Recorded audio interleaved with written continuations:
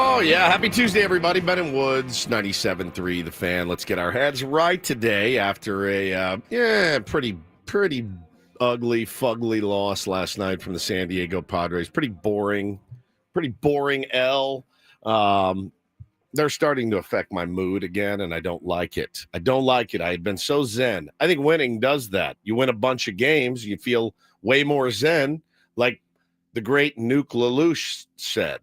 I love winning. I effing love winning. You hear what I'm saying? It's like better than losing. Yeah, it's way better than losing. Come in here in a much better mood. You're in a better mood at home.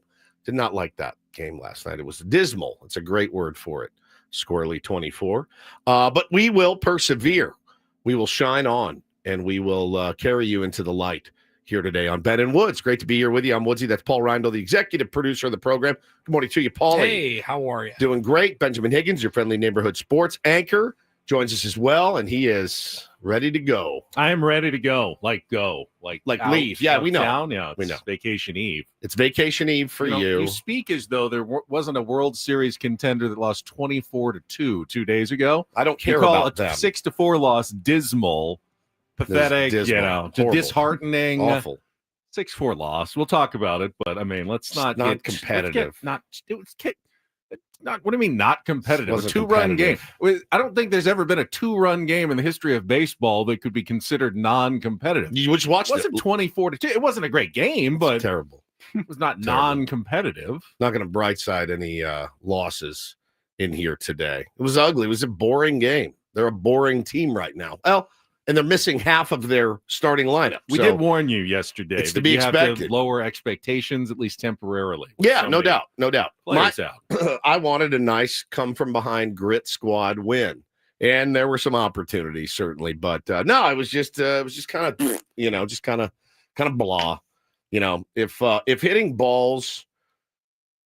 If hitting balls to the shortstop, like if the shortstop position didn't exist, we win that game 75-3 yesterday. I mean, we would have dominated. If the object of baseball was to hit 6 hoppers to the shortstop, we're the 27 Yankees. They would call us Murderers Row. It was just terrible. I hated it. And it started to affect my mood. And I don't like that. I wanted to stay zen, and I didn't make it, 3 weeks? Doomer Woods is back. Cole said, yeah, I was feeling a little doomery. Well, it sucks, man. You're not getting the best version of the San Diego Padres because the whole team's banged up, and it really is a tough watch right now. But we'll figure it out today. We're going to figure it out today, and going to have a good game. I project some good things happening today. Nicky P on the bump. I like having Nick Pivetta on the mound. As do I. Nicky P fixes all right now. Cole says Toddy is our lifeblood right now. Yeah, I mean, he K'd up a couple times, in key situations yesterday too. No one, it's hard for one guy to carry a baseball team. It really is. You've seen it over and over in the game of baseball. It's tough. It's really tough for one guy to have to shoulder the load. But listen, live to fight another day. We're back at it today. But yeah, bottom of the order is a little bit rough right now. You just got to grind this thing out, man. You know what I was telling the guys this morning? I said, the roller coaster is fine. Let's get on the roller coaster. The win one, lose one, win one, lose one, win one. I will sign up for that right now until all the boys get back. Not supposed to call it a roller coaster. I know I'm not supposed to, but I'm going to call it a roller coaster because that's what I miss. I want the give me the 1-1 until all the guys get back. I'm totally fine playing 500 baseball till the guys get back. Wow, I didn't realize you were so down in the dumps. I mean, they've lost 3 of 4. 4 of 6.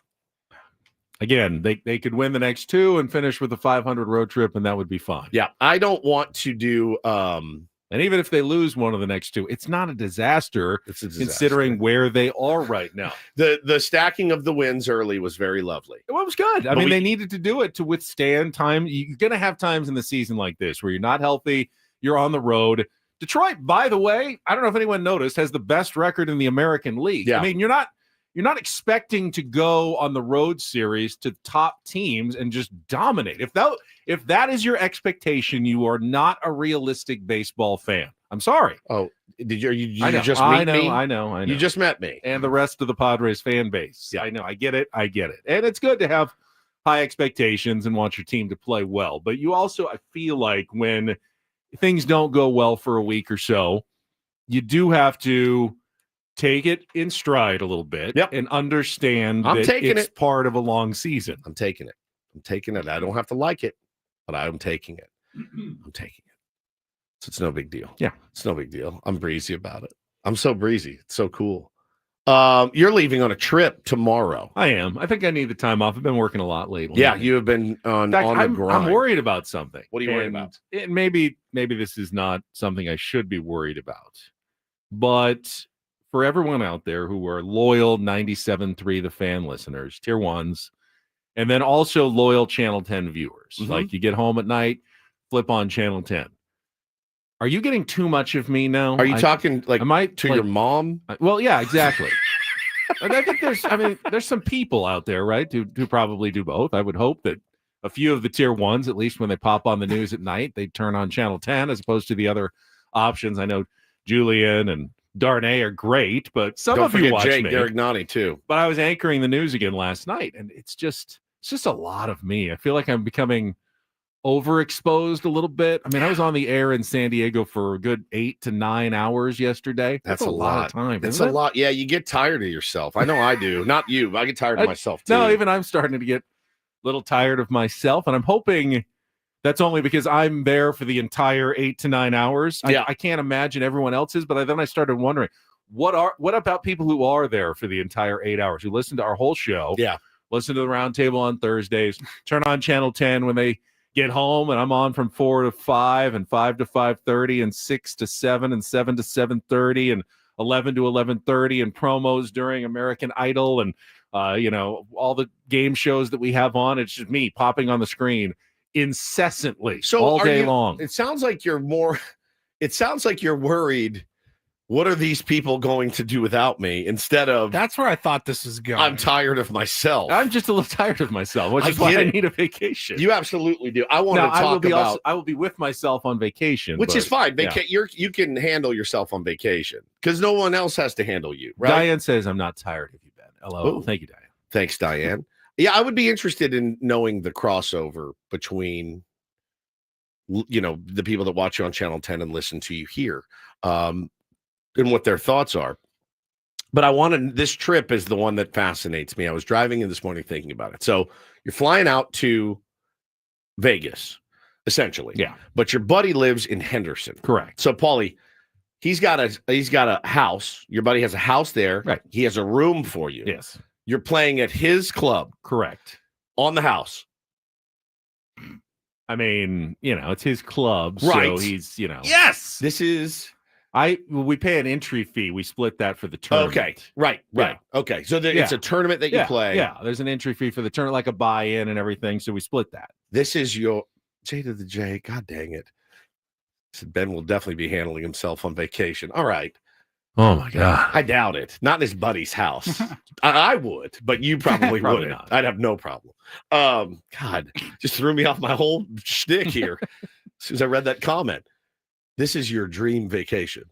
It's pretty nice because there's really nothing to worry about other than just going to the golf course. They provide food while you're there. It's a moocher's delight. That's what I came up with range this morning. Balls are all set out for you. It is good. It's a moocher's delight vacation. Oh, yeah. Not that you're a moocher, but I'm saying this is you and my dad would be like, well, this is great. I got a place to stay. I mean, there are costs involved, and there are costs involved, but you're not constantly taking out your credit card for everything all day long. Like my Vegas trip. Yeah, on a vacation, I'd imagine that is stressful for people.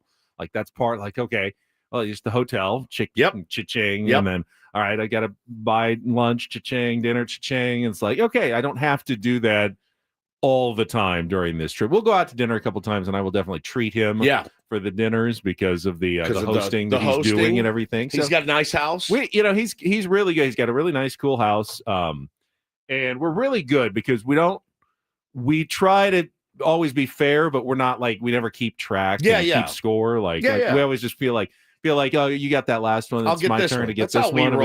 We just kind of roll that way. Yeah, you're very good like that as well. I don't like to feel like I'm not covering, my. You overpay a little bit sometimes. I don't like to feel like I'm not pulling my weight. Because I don't want you telling stories about your mooch friend Woodsy. Right. You know what I mean? So like you tell about me. Correct. Yeah, exactly. That's exactly. But I don't tell them to other people. I just say it on the exactly. say it on the air. Purple says Ben's shirt's so wrinkly. Why is it so wrinkly? What in the world? I did not know this. Hopefully, if I wear it long enough, it'll. Does it? It'll I fall watched out. you wearing that last 2 days night. ago, You and then I slept in that folded thing. it. No, I didn't. I folded it. I should have hung it, I guess. So you'll play how much golf? So there's today or tomorrow is like a 9-hole par 3 tournament. Okay. And then just 18 on Thursday, Friday, and 9 on Saturday. So really like competitive 45 holes. It's a But lot of golf. A lot of golf. not that for me. That's not for you. actually That's that not much. that We'll much. probably Well, you probably get we another. might even sneak in another round at some point because we feel like we didn't get quite enough. Now, the last time you went on this trip, you A guys year ago. Yeah. You guys played Sorry and stuff at night, didn't you? Yeah. Battleship, Risk, Scrabble. What was it? Scrabble is usually the game of choice And for between money? the two of us. We have complicated like stats that we keep in all of our games, I'm and fascinated. darts is another one we play. Oh, He's got I a good love darts. dartboard, so we do that. Connect 4, also a good game. No, just kidding.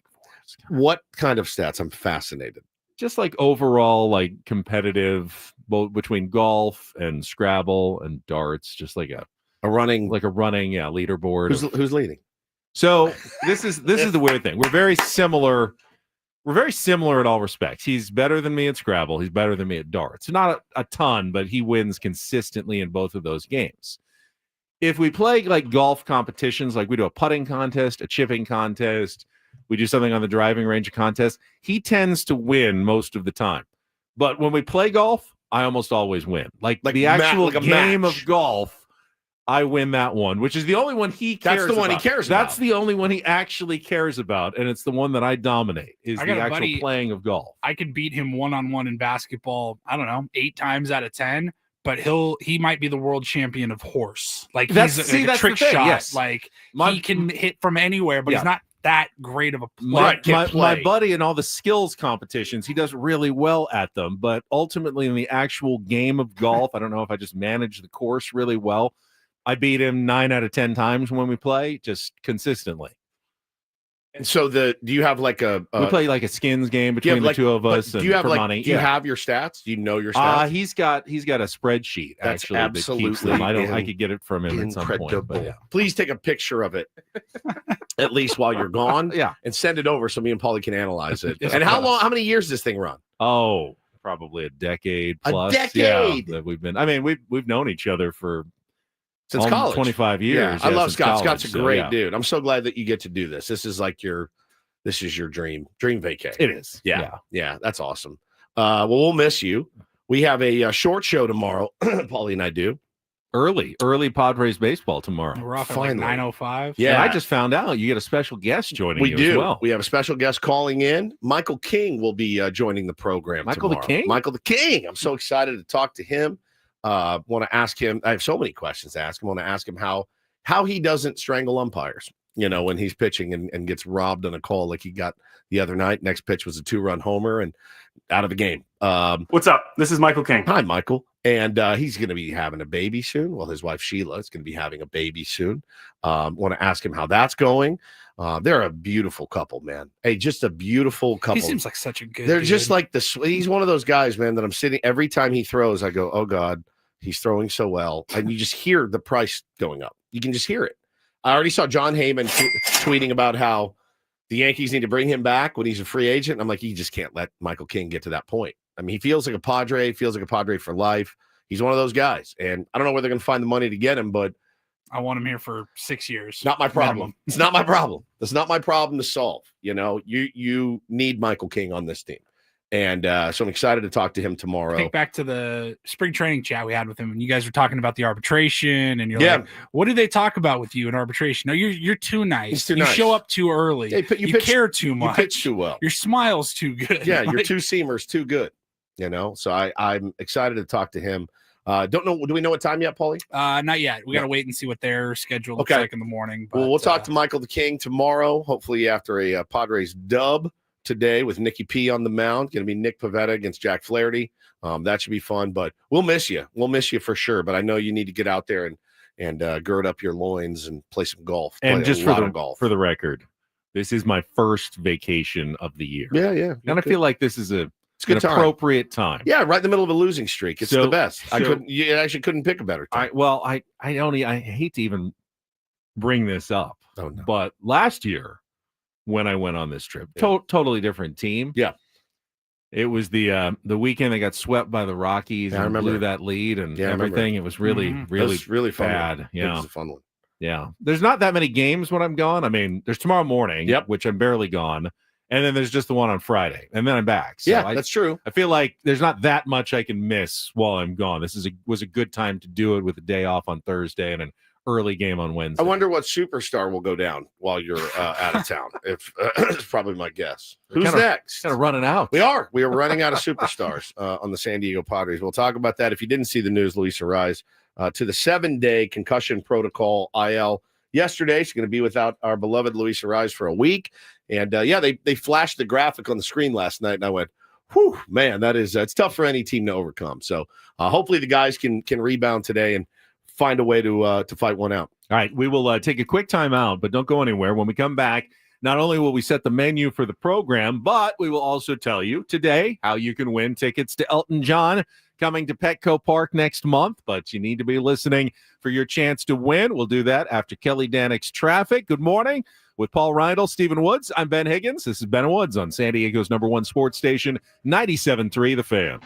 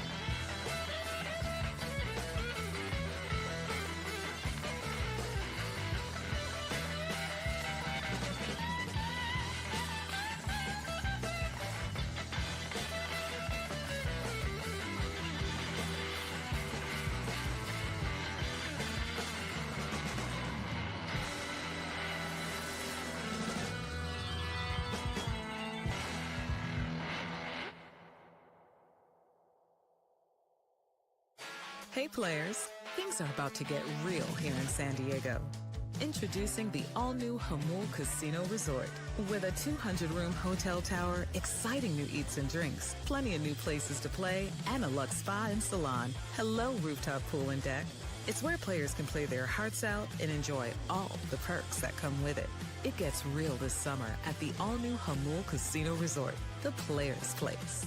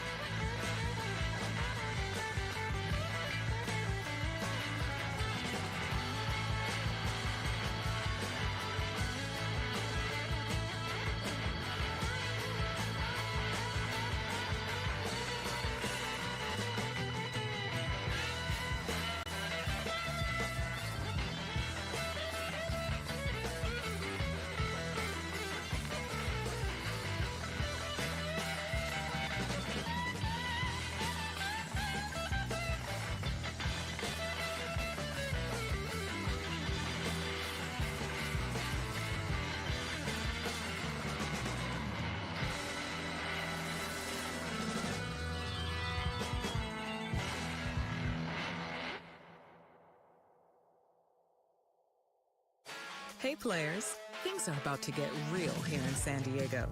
Introducing the all-new Hamul Casino Resort. With a 200-room hotel tower, exciting new eats and drinks, plenty of new places to play, and a luxe spa and salon. You mentioned it in the first segment, but I don't think anyone can be surprised that the Padres placed Luis Arraez in the 7-day concussion protocol. It was almost inevitable. Inevitable. It's also inedible. That's amazing. That once he, was on the field and it was reported that he was unaware of his surroundings briefly, it's really not in the Padres' hands. The concussion protocol, there's an independent doctor who makes that call based on the exam. So the Padres don't get to say, I think he's okay, he's fine. Luis Arraez doesn't get to say, I feel okay, good. I feel fine, I could play. It really is, they're going to err on the side of caution. And hopefully, according to what Mike Schultz said yesterday, he slept well, returned to San Diego, get a couple days of rest, go through some neurological tests over the next couple of days. And if all goes well, he'll be able to return on Tuesday when the Padres host the San Francisco Giants next week. So a week from today, he'll be back, and there will be no concerns at that point after he's kind of gone through a week and nothing's been wrong. But you're not going to press that. You're not going to accidentally get him back there a day or two early where, what would happen if then he took a fastball off the helmet or something, had his bell rung again. That's the last thing you want after he just, took a shot to the jaw and hit his head on the turf and, had to be obviously carted off the field, taken to the hospital. Even though he seemed like he was okay and returned, you're always going to err on the side of caution. So that was not unexpected. It's the proper, prudent thing for the Padres to do. Well, they're doing a lot of proper and prudent things right now. And again, it's April. It's April. So decent time to be proper and prudent, especially with a good amount of wins under your belt right now. Doesn't mean it's a super fun product to watch on the field right now. It's not. But listen, it's one game yesterday. It's you're just gonna have to find a way to figure it out. They tried, they tried some things yesterday. It didn't work, but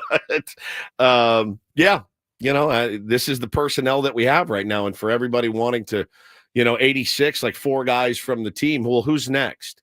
Who's next? Who's the next guy that comes up? It's desperate when I'm getting texts from people going, we got to get Campy up here, man. We got to get Campy up here to catch and hit. And I said, yeah, man, 6th time's the charm. There's literally there's no one else other than Campy. He's now. the only one. They brought up Mason McCoy yesterday. Yeah. Luis Campusano is the only player left on the 40-man roster who's healthy and not with the team. That's it. That's it. There is no one else. Now, you could drop someone off the 40-man, put someone else on a 60-day injured list, but there's no one who's really also a candidate for the 60-day injured list. I mean, you don't want to put Jake or Jackson on the 60-day injured list because then they're gone until June. Correct. And both of them should be back well before then, way it's trending. Jake's the one I'm worried about. Jake, he'd probably be the one you have to if you needed to make a move, or you have to DFA someone, which you could do. You could decide that one of your, Yuli Gurriel, Connor Joe's just not getting it done. But that's, you can't change your mind on that. Once they're gone, they're gone. So, they're very, very thin right now, obviously, in terms of personnel. And we'll talk about that. We'll get to our Padres wrap-up in the next segment. Mike Schilt with some candid thoughts on... No, they lost. It's a crap-up. It's a crap-up. Padres crap-up. Mike Schilt, candid thoughts on Randy Vasquez. He did not necessarily sugarcoat it as he usually does. We'll hear from the skipper, but...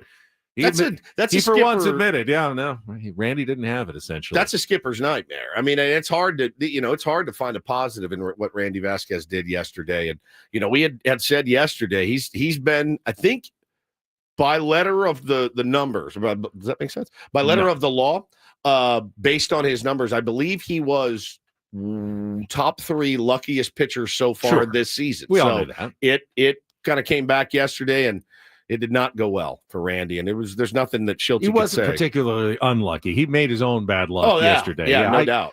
I'm the first one who will point out when a guy was unlucky. There was nothing unlucky yesterday. He just pitched poorly. Didn't hit any spots, didn't throw enough strikes, and when he did, he gave up hits. It was we'll talk about it coming up in the crap up next, but it is a big show today. It is the annual Ben Mocks the Draft 2025. I got my 10 picks set. Again, real prospects, but absolutely fake drafts. And it's pretty much our only draft preview coverage that you're going to get. But we'll have that for you at 7:35 this morning. Thank God.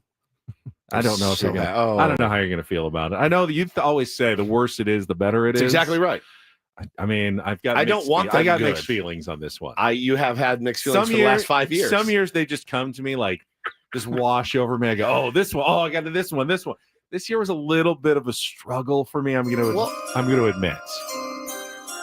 You've got one foot out the door, so I'm not surprised. Like, you're going on. It's rude of us to make you do this before vacation. I worked on most of this last week. I mean, I've been thinking about this for a while. I can't wait. So, and Paulie hasn't seen him yet. You haven't seen him yet. So I'm the only one who knows who the 10 picks are coming up in our Mock the Draft 2025. It's Jesse Agler.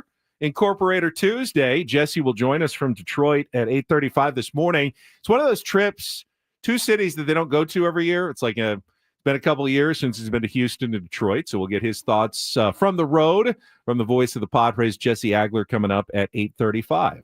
Sounds good to me. And then regular features like Don't Do This, Take on Woods, and the Reindl Report. Plus, we have another pair of Elton John tickets to give away to the Cure Bound concert for Cures at Petco Park on May 9th, with proceeds going toward cancer research in San Diego.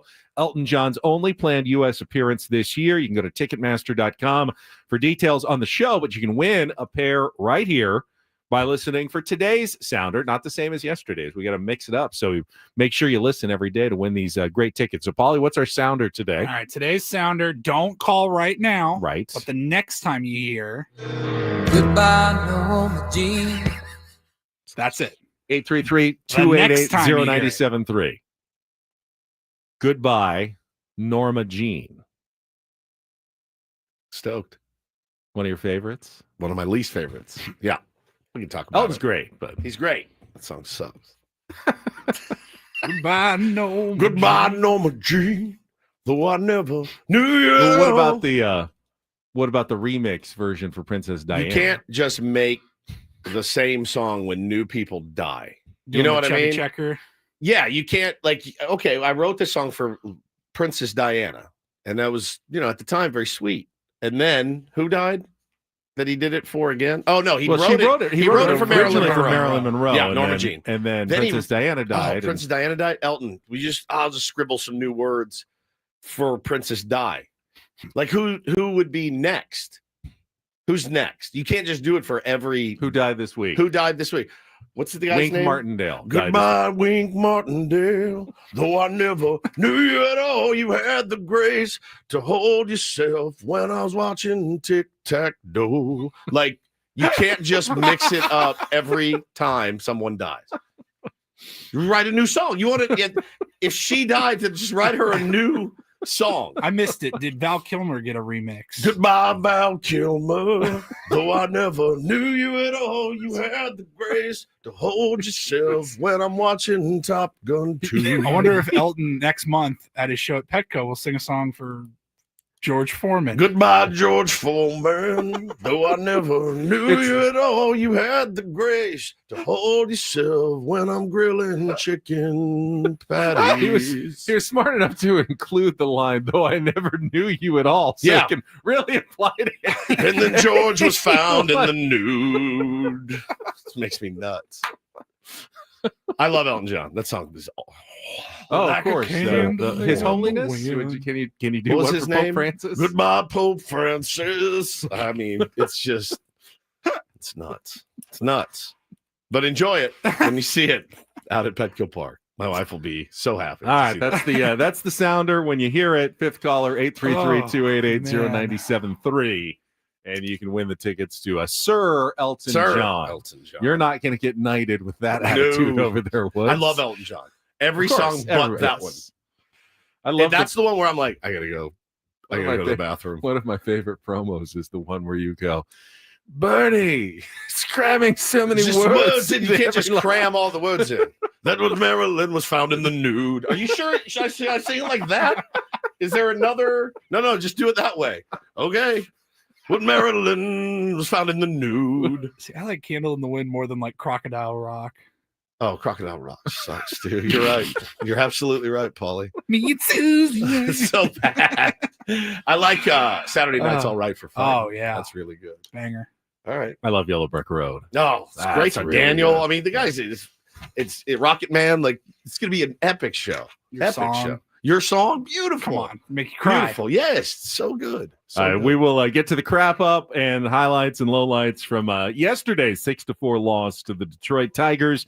Coming up next with Ben and Woods on San Diego's #1 sports station, 97.3 The Fan. Well, listen, while Elton's in town, I hope he gets to sample some of the best water on the planet. And that, of course, is Eco Water. Hopefully, you guys have listened to me tell you about the Eco Water system. You've got it in your home.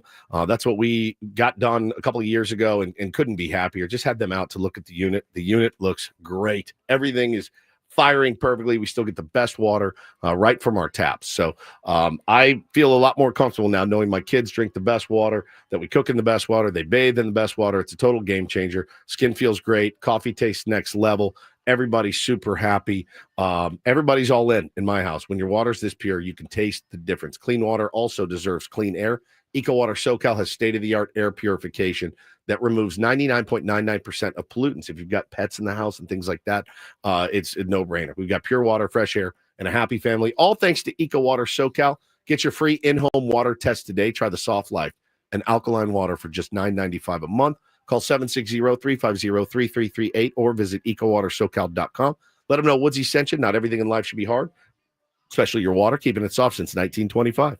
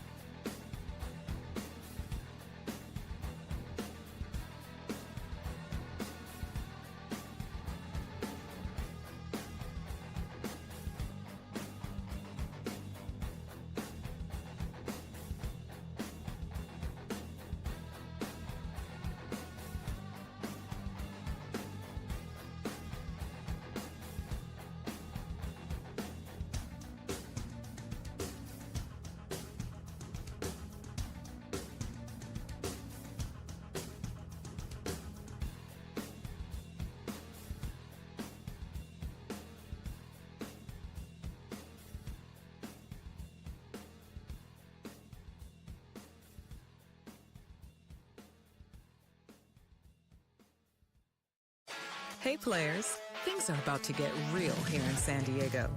Introducing the all-new Jamul Casino Resort. With a 200-room hotel tower, exciting new eats and drinks, plenty of new places to play, and a luxe spa and salon. Hello, rooftop pool and deck. It's where players can play their hearts out and enjoy all the perks that come with it. It gets real this summer at the all-new Jamul Casino Resort, the players' place.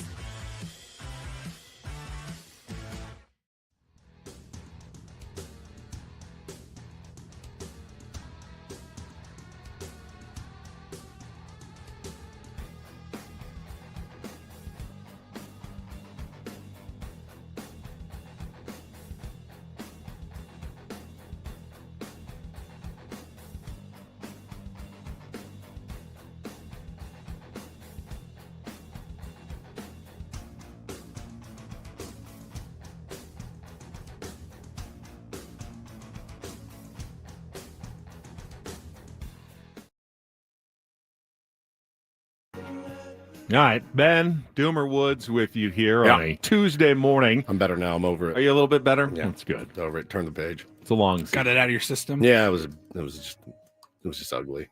I don't know. What do you, before we get to the crap up, do you believe in the Tigers? They have the best record in the American League right now. Yeah, they're like the Padres. They're fairly injury riddled at the moment. They're missing a bunch of guys. But finding ways, they don't hit a lot of home runs, but they grind out their at-bats. The bullpen looked really good. Did it to Randy Vasquez. They got a good-looking bullpen. Yep. They're probably the closest equivalent in the American League to what the Padres are, who have the best record in the National League, tied for it, just like the Tigers do. They're younger. I mean, they're a younger team. They're a younger team. Young, hungry players. Kerry Carpenter's really, really good. Torkelson's coming into his own finally. It's good to see for him. Picked up a veteran in Gleyber Torres in the offseason. A couple knocks yesterday for Gleyber. They've got a good squad. They got a good manager. They got a good bullpen, and they find ways to win games, and they showed that yesterday. They're not scary though. They're not. They're scarier. They don't strike fear into you. Right. There's a couple of guys where you're like, all right, I mean, don't hang on to Torque. He's going to put it, 400 feet, but other than that, man, they're guys that are up there grinding it out. Riley Gaines. I mean, Green. Sorry, good players. But again, they don't strike a lot of fear into you. I really thought, and they still might. I really thought this is a good team to go out and take 2 of 3 from. Their pitching staff does, especially at the top, which the Padres are missing most of those guys. So. Yeah, they're missing most of those guys, but you are getting that bullpen right now, which I think they said yesterday best in the American League, if I'm not mistaken, on the broadcast. So, and they showed it. They came out, pounded the zone, big dudes too. I mean, everybody's out there 6'5", just squirting gas. Which means I think both things can be true. The American League, not that great right. so far. That's true. And the Tigers, pretty good team. Yeah. Which means you want to get a lead. You don't want to have to, rely on a comeback against a tough bullpen. So maybe Nick Pivetta, keep that in mind. Need a good start today. We will go through yesterday's game. We got the highlights coming up after a check of traffic here on 97.3 The Fan. From the 855 Get Ross Traffic Center, protecting San Diego after accidents or injury, here's Kelly Danick. Traffic is sponsored by Islands Restaurant. Starting to get a little busier on our roads. Hit and run crash reported on northbound 15 past Friars Road. It's in the center divide. Also, North 5 coastline just past the racetrack. Watch out for some blue tarp across lanes. And got this accident on the southbound side of the 5 in the Camp Pendleton area, just past Las Pulgas. Vehicle hit the center divide. Ready for a delicious escape? The new Islands Restaurant's $10 protein bowls are your ticket. Packed with over 40 grams of protein and stacked with fresh ingredients. They're only here for a limited time, so enjoy one today. Visit islandsrestaurants.com. I'm Kelly Danick with Ben and Wood, San Diego's #1 sports station, 97.3 The Fan. It's a shame if they lose. You got a problem. Oh, a shame indeed. I couldn't agree more. Here are the lowlights from yesterday's game. What the heck happened? Are you kidding me? Can't even believe it. It's the Padres Wrap-Up. presented by Hamul Casino. Things are about to get real with the all-new Hamul Casino Resort. With gorgeous rooms and exciting new eats and drinks. It gets real this summer at Hamul Casino Resort, the player's place. We'll give it 16 minutes of salt, and then we'll, get back on the bump and figure it out. Pitch, Ornelas hits a ground ball to shortstop, charged by Sweeney. To second is just in time. On to first and safe as Ornelas beats out the would-have-been double play. Fernando crosses the plate. Padres take a 1-0 lead. 3-2 ripped down the right field line. That is a fair ball. Going to bounce a couple of times and hit off the fence in the corner. Torres is going to be waved at third base. Fernando's throw comes into Iglesias. He cannot make a relay to the plate. And McKinstry standing at third base with an RBI triple as the Tigers have tied it 1-1 here in the first. It's the 1-0. Keith hits it hard on the ground. One hop to Iglesias. Eats him up. Hits off the glove into right field. And McKinstry will come in to score the go-ahead run. Fernando chops it to third base, charged by Young. Only play is to first. That'll tie the game as Iglesias crosses the plate. Fernando puts the ball in play, and we are back to square one. 2-2 here in the second. 2-1 pitch, muscled into center field. That'll drop down for a base hit. Baez can jog home. An RBI single for Nito. And now it's the Tigers back in front, 3-2 first time. Swings here, hits it sharply up the middle into right center and a base hit. Nito rumbling around third. He'll come in to score. Fernando sends it into second base. An RBI single for Green, and the Tiger lead is now 4-2. 2-2 pitch is lined up the middle into center to base hit. Young has scored. Sweeney's on his way. He's going to score without a throw. A 2-run single for Gleyber Torres, and the Tigers now lead 6-2. Now the 1-0. Sheet swings, hits it in the air to left field pretty deep.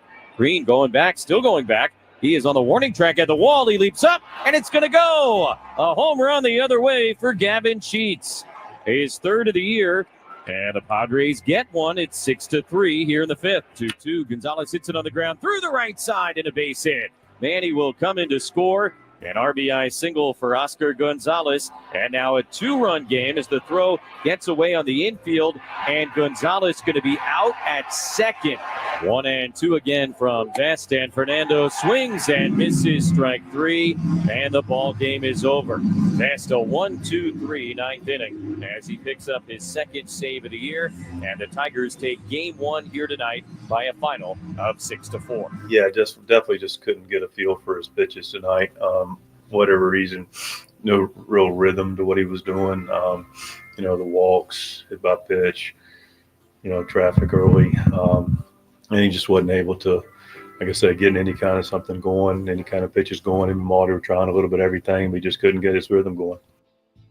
That's about as honest of an assessment as you're going to get from Mike Schilt. Randy Vasquez just didn't have it yesterday. 2 innings, charged with 6 runs. And that was that for the San Diego Padres as they dropped the opener to a 3-game series, 6-4. I don't know what you saw from Randy Vasquez. To me, what the Tigers did well against him, they got him deep into counts. Mm-hmm. And, when you get to those 3-2 counts and he's got to throw a strike, it's not a good situation for Randy Vasquez. He just doesn't have good enough swing and miss stuff. And if you can't get him to chase or you can't get him to hit a weak grounder in the first 2 or 3 pitches of an at-bat, all of a sudden, I feel like the advantage switches over to the batter against Randy Vasquez. When he is on, he's only throwing 3 or 4 pitches to each batter. He's getting early ground balls. Some will be hits. He's never going to, probably throw a no-hitter because he gets a lot of contact. But that's good. You want him to get those ground balls. And eventually gets a double play, gets out of the inning. The at-bats against the Tigers, it was like, all right, he fell behind a couple of times. Even when he got ahead, they'd foul off some pitches. Eventually, they'd get it 2-2, 3-2. And Randy's got to come in, or he doesn't, and he walks them. And they just put together good at-bats against Randy Vasquez. It was impressive by the Tigers. Yeah, no doubt. And we didn't. I think that's the other thing I want to talk about is the chance to really, really knock their starter out early, and did not have that ability to deliver that kind of kill shot, if you will, right? Well, first inning, it was right away. And congratulations to Tirso Ornelas, got his first MLB run batted in, but it was just a weak grounder, beating it out at first to avoid the double play, and the Padres had to settle for the 1 run. No big innings, big crooked numbers for the Padres. Yeah, but again, the ability to do that. I thought, Toddy starting out with a hit. Gavin Sheets, what did he do? I think he flied out. Manny with a great AB to walk. You had a chance early to really rattle that kid. And then he ended up settling in, and you had some bad base running, some kind of over-aggressive base running by Oscar. But again, nice job by Oscar getting that knock, driving in a run. But, it's 1 step forward, 2 steps back a little bit right now. They're pressing a little bit right now, and I think everybody's trying to do a little bit too much because, you look around, Benny, and you've got a lot of bench guys that are now your everyday starters because of all the injuries. So, hey, man, again, just got to try to weather the storm till Jackson gets back, till Crony gets back, till Arraez gets back, Darvish gets back. I mean, they're weathering a few of these storms. There's a lot of things coming at them right now. But they were in it. They lost by 2. But yeah, they didn't have a base runner, I think, till after the 5th. Is that right? Yeah. After Oscar Gonzalez got thrown out at second base, I think they had 1 base runner the rest of the game. Yeah, Gavin Sheets has been great, man. We lobbied yesterday to have him just in the lineup every day. He's going to be at the top of the order until Arraez gets back. But he's been a revelation. It was a wind-aided home run, certainly. He yacked it up in the air, and it blew its way out. But, man, you'll take that right now. He's the only guy, slugging right now. I mean, Nando did not have his best game yesterday, certainly. But, he can't do it all every single night. Other guys got to step up. Alex asks, why did Schild pinch hit Connor Joe for Tirso Ornelas in the 5th inning? I saw this a lot, too, on Twitter yesterday. So the only thing I can think of is this, Alex. I think the lefty-lefty matchup is something that managers, no matter who they are, I just feel like that's something that needs to be earned a little bit. Now, how do you earn it without getting opportunity? Therein lies the problem. So here's the thing with it's not like he pinch hit for Gavin Sheets with Connor Joe. Right. Tirso Ornelas is a 0 career average. He's got 3 ABs. Yeah, I mean, you're acting as though that they took out some superstar in favor of Connor Joe because of the matchups. Tirso Ornelas has proved nothing on the big league level. 0. But Connor Joe is a much more accomplished big league player than Tirso Ornelas. How do you prove that's an easy call for Mike Schild? How do you prove it's a safe call? Is what it is. It's very safe. It's the right call. It's absolutely the right call in that situation. You need a base runner. You're trying to get back into the game. Connor Joe gets on base. That's what he has done in his career. He walks. He hasn't yet. He hasn't done it this year. Right. Neither is Tirso Ornelas, though. I mean, what makes you think that Tirso Ornelas is going to come through better than Connor Joe in that we've situation? seen Connor Joe. Six at bats. 8 at bats, 7 at bats. I think, but I'm just telling you, that's the logic. logic. We saw him in spring training. He looked pretty good. It's a safe He was move. getting on base. It's safe. It's a safe move. They had a lefty. I countered with a righty. That's standard. It's standard. It's the right move. Yeah. Again, though, it's the 5th inning. It's the 5th inning of the game. I think what they're saying is, and I don't know that I agree, what they're saying is why not give the kid a chance to hit off of a lefty at the big league level? It's not, he's going to have to hit off lefties Eventually, at some point. I'm fine with that. I'd like to see him, hit off a righty at some point first before we're adding to the challenge and get him hitting off a lefty. Yeah, I mean, and as far as Connor Joe goes, Zachary makes a good point. Nobody wants to hear it, but he started one game. He's had regular at-bats in one game. Other than that, he's coming off the bench. I want it for Connor Joe as well, but if he's not going to get the job done, at some point you got to find somebody that will. It's funny. I actually, Luis says, why is Ben a Tirso hater? He's not a Tirso hater at all. It's managers are going to make moves that they can explain, and that's easily explainable. Easily. They brought in a lefty. I countered with a righty, guys. This isn't rocket science. In and he had struck out. Is anyone I saying? would be asking, why didn't you pinch hit Connor Joe for him in that situation? That's why you have him on the team. That's what I'm saying. Is I don't know that you would have pounded your fist saying, "Dang it, we had Connor Joe sitting right there." You know what I mean? Now, you could actually make the argument that may have been a better spot for Yuli Gurriel with a lot more experience off an inexperienced left-handed reliever. Maybe that was the spot for Yuli, right? Maybe that was a better spot than in the 9th, because that's what you brought him here to do is hit, and he's hit not much, but he's hit more than Connor. But again, Connor does deserve regular ABs right now with all these guys injured, especially against the lefty. I just don't know when that time is going to come. Did have some positives yesterday, including some news off the field. We can get to that coming up in our second hour. Also have Don't Do This, and Ben mocks the draft. All ahead. Don't go anywhere. Tier 1s, it's Ben and Woods on San Diego's #1 sports station, 97.3 The Fan.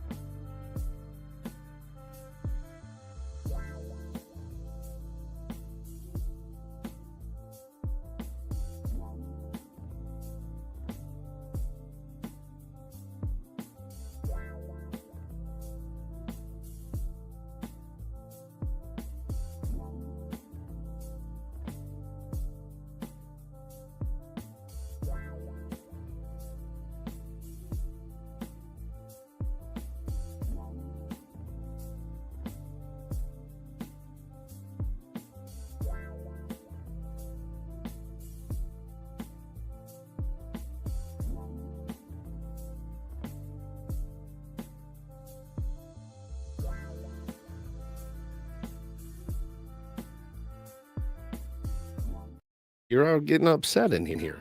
I'm not upset. You're upset. I just don't. I don't think I'm being mean. It sounds mean, but right now the bottom of the Padres order 6, 7, 8, 9, and there are guys. So there are guys. We love them. We love them. We're pulling for them. But essentially, the concept of WAR, wins above replacement. That means, what do you provide more than just a replacement level player? Correct. They're all just replacement level players. There are replacement level players. There are guys, but you could wipe them all out, bring in 4 other guys, and essentially not much is going to change. Connor Joe, Tirso Ornelas, bring up Aggie, throw in Yuli, whatever.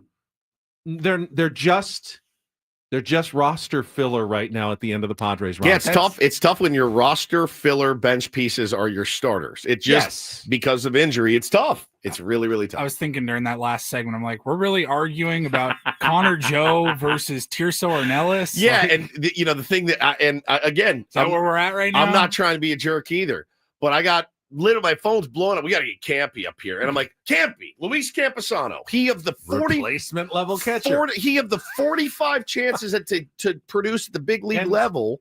And there are no non-replacement level players available. I see people. JD Martinez is still out there. Where's David Peralta?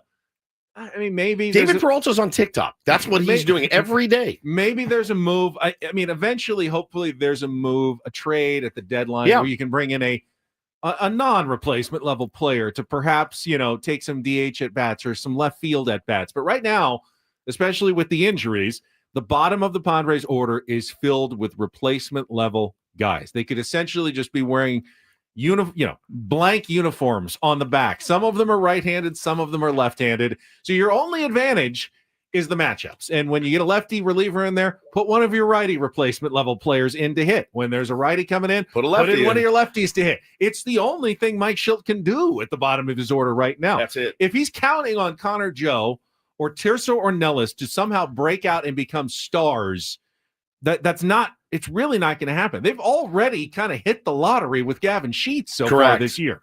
That's an incredible win for the Padres because if and when they get healthy, a lineup of Tatis, Arraez, Machado, Merrill, Bogarts, Cronenworth, Sheets is now looking like a really formidable top 7. No doubt. But, and that's something that I think the Padres can contend for a World Series. Yes. With that lineup, maybe you pick up one more guy as your 8 hitter. The catchers keep doing what they're doing, which is fine. What they've been, at the 9 hole, you've got a World Series potential roster there if you get healthy. But right now, you got half a lineup. You got half a lineup. Barely half a lineup right now. You got a top 4. And there's nothing you can do about it in the short term. There's really nothing.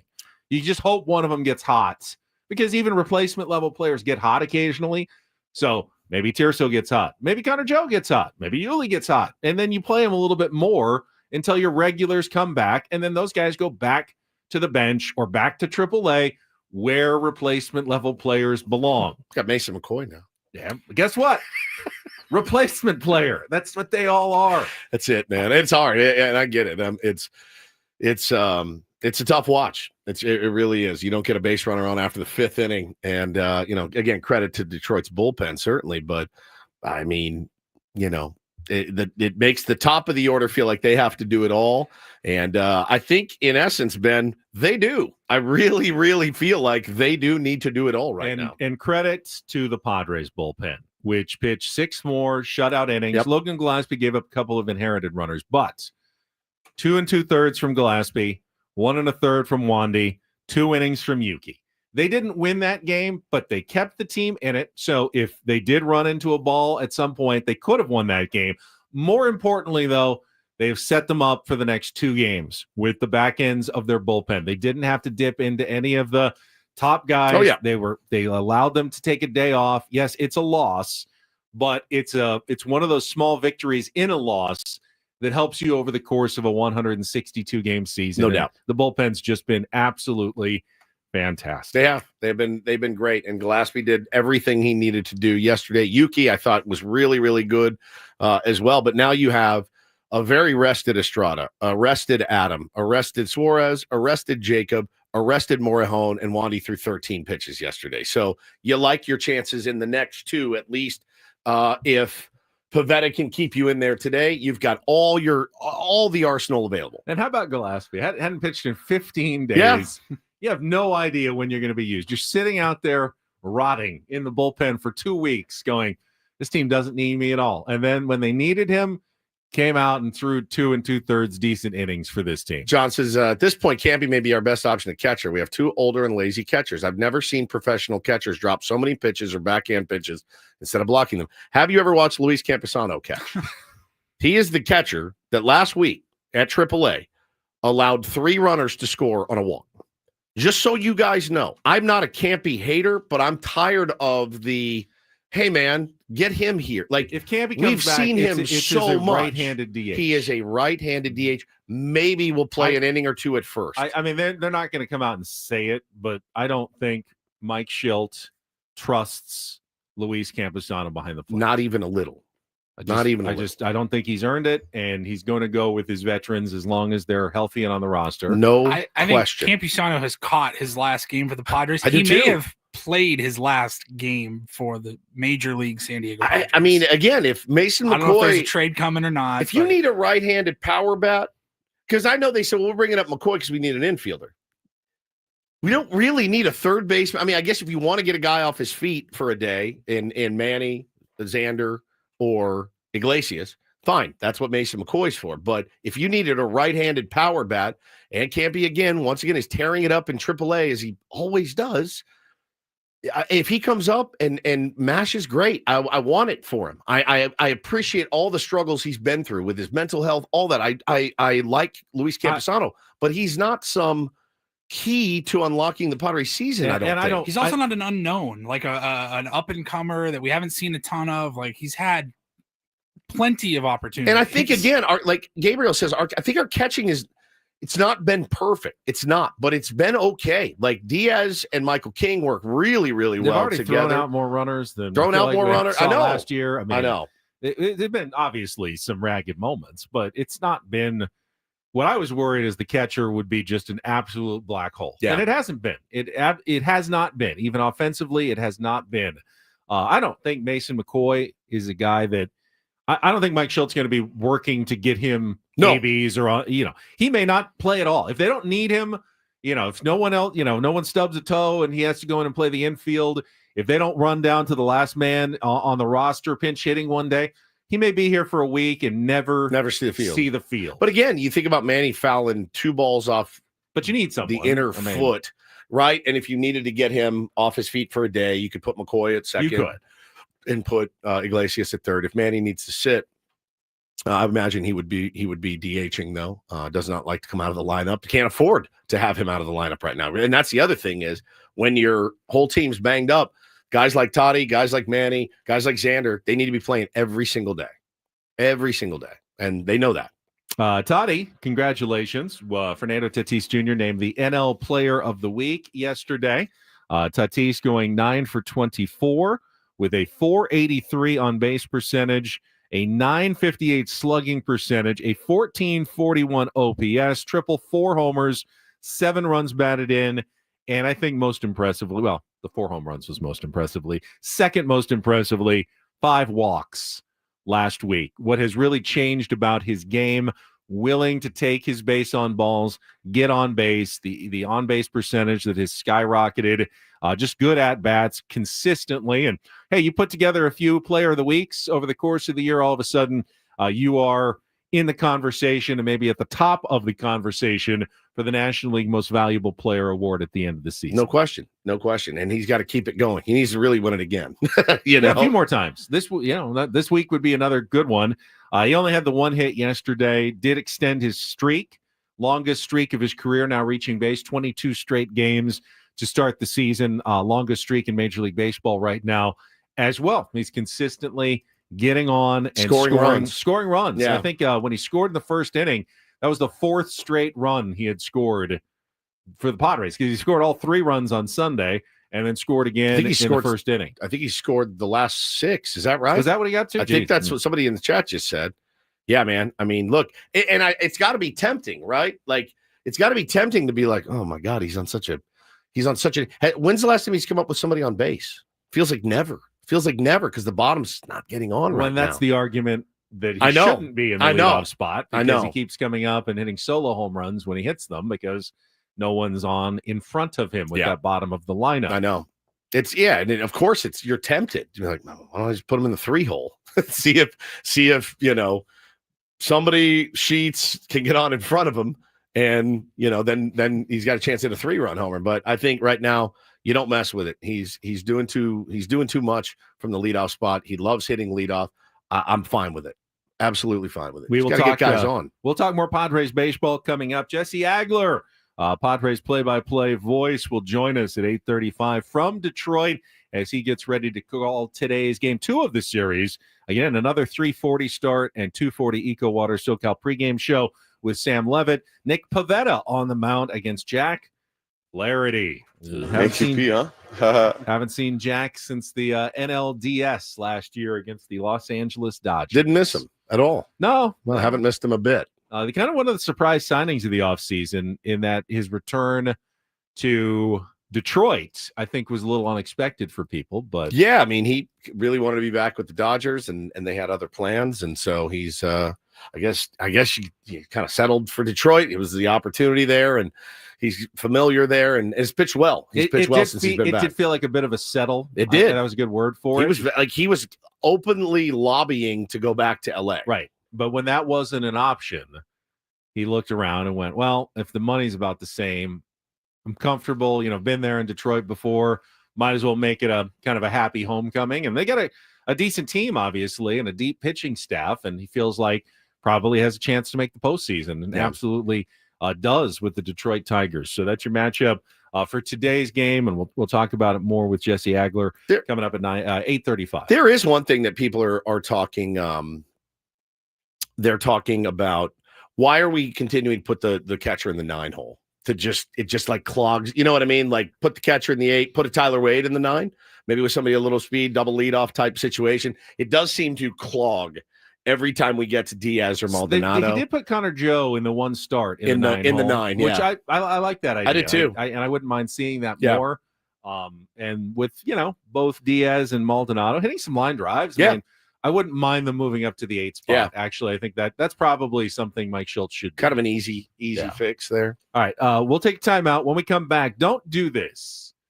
Nico Harrison's not quite at Hall of Fame, don't do this levels, but my goodness gracious, he is certainly making a nice run for DDT MVP in the first half of 2025. Yeah, why does he do a press conference every single day about this horror? Every day I put on Twitter, I look at Twitter, he's on there. Somehow makes it worse. Every time.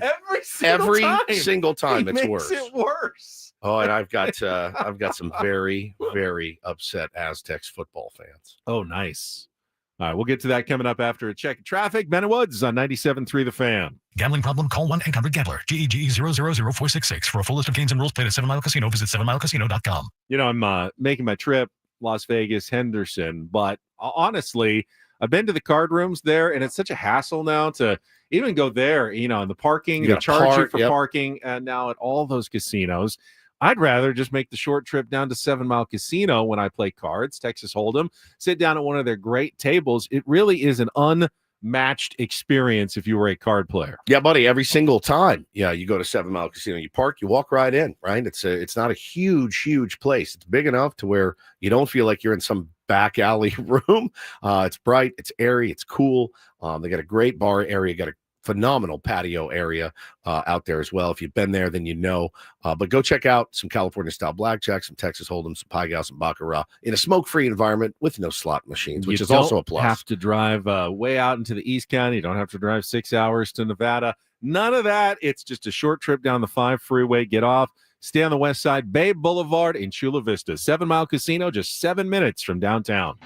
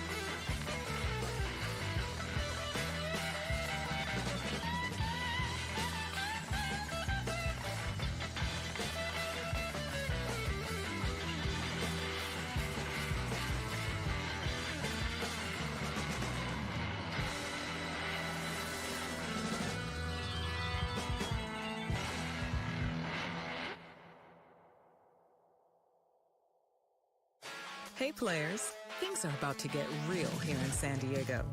Introducing the all-new Jamul Casino Resort. With a 200-room hotel tower, exciting new eats and drinks, plenty of new places to play, and a luxe spa and salon. Hello, rooftop pool and deck. It's where players can play their hearts out and enjoy all the perks that come with it. It gets real this summer at the all-new Jamul Casino Resort, the players' place.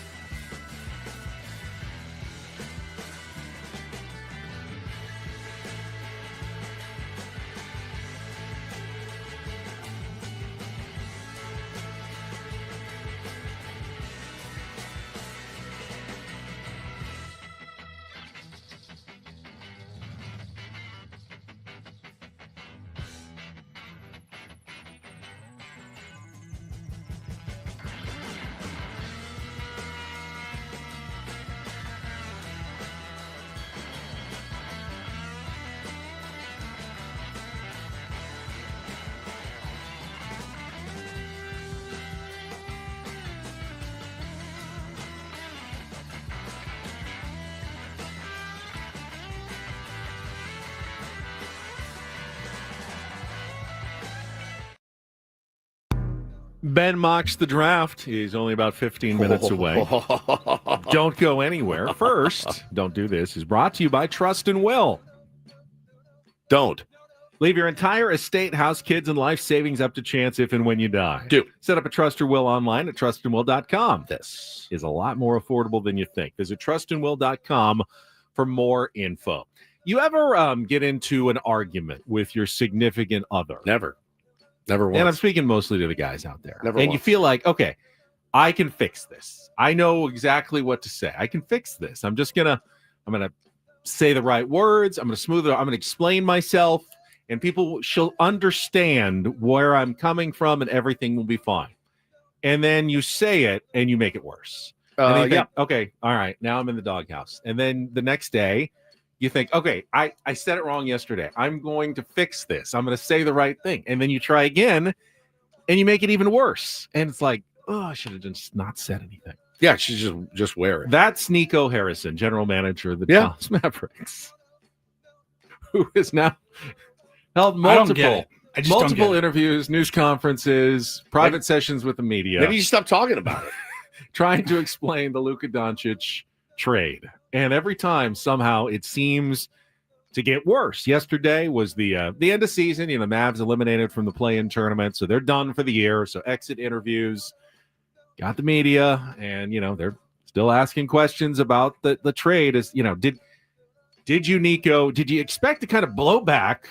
Did you not foresee this kind of blowback when you traded your franchise's young face of the franchise superstar, Nico?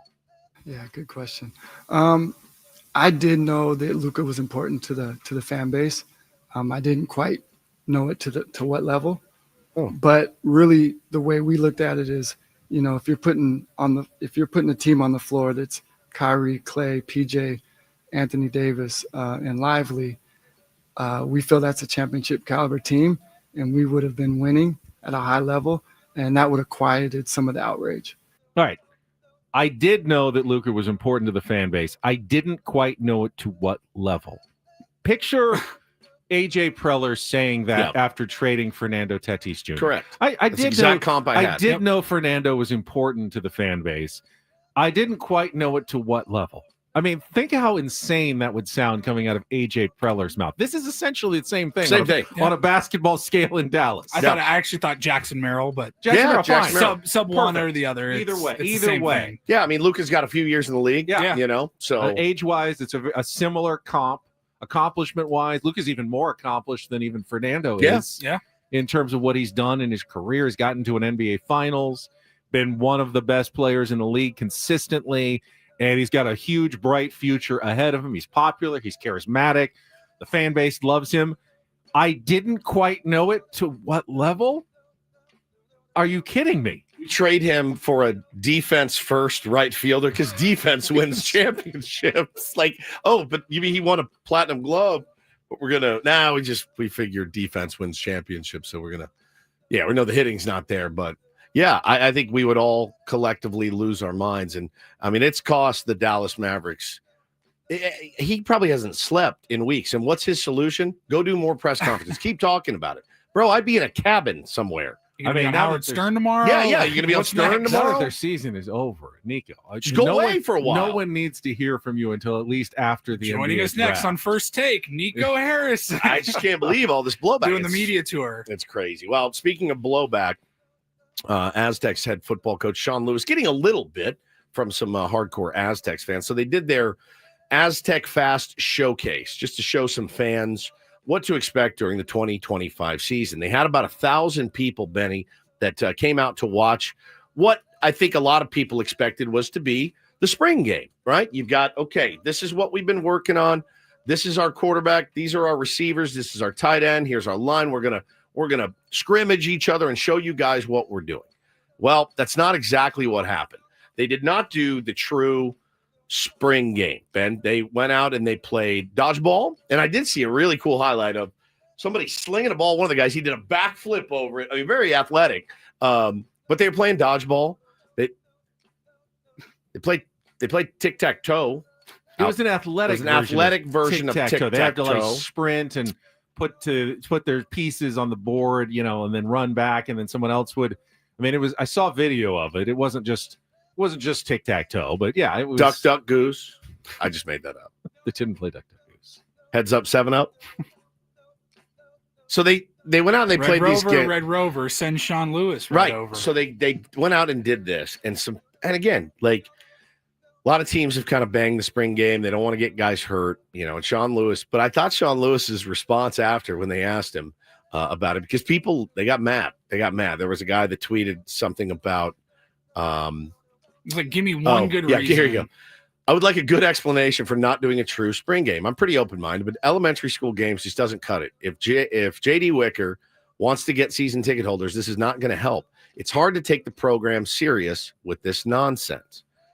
Sean Lewis came out and said, look, we used to allow people to smoke on planes as well.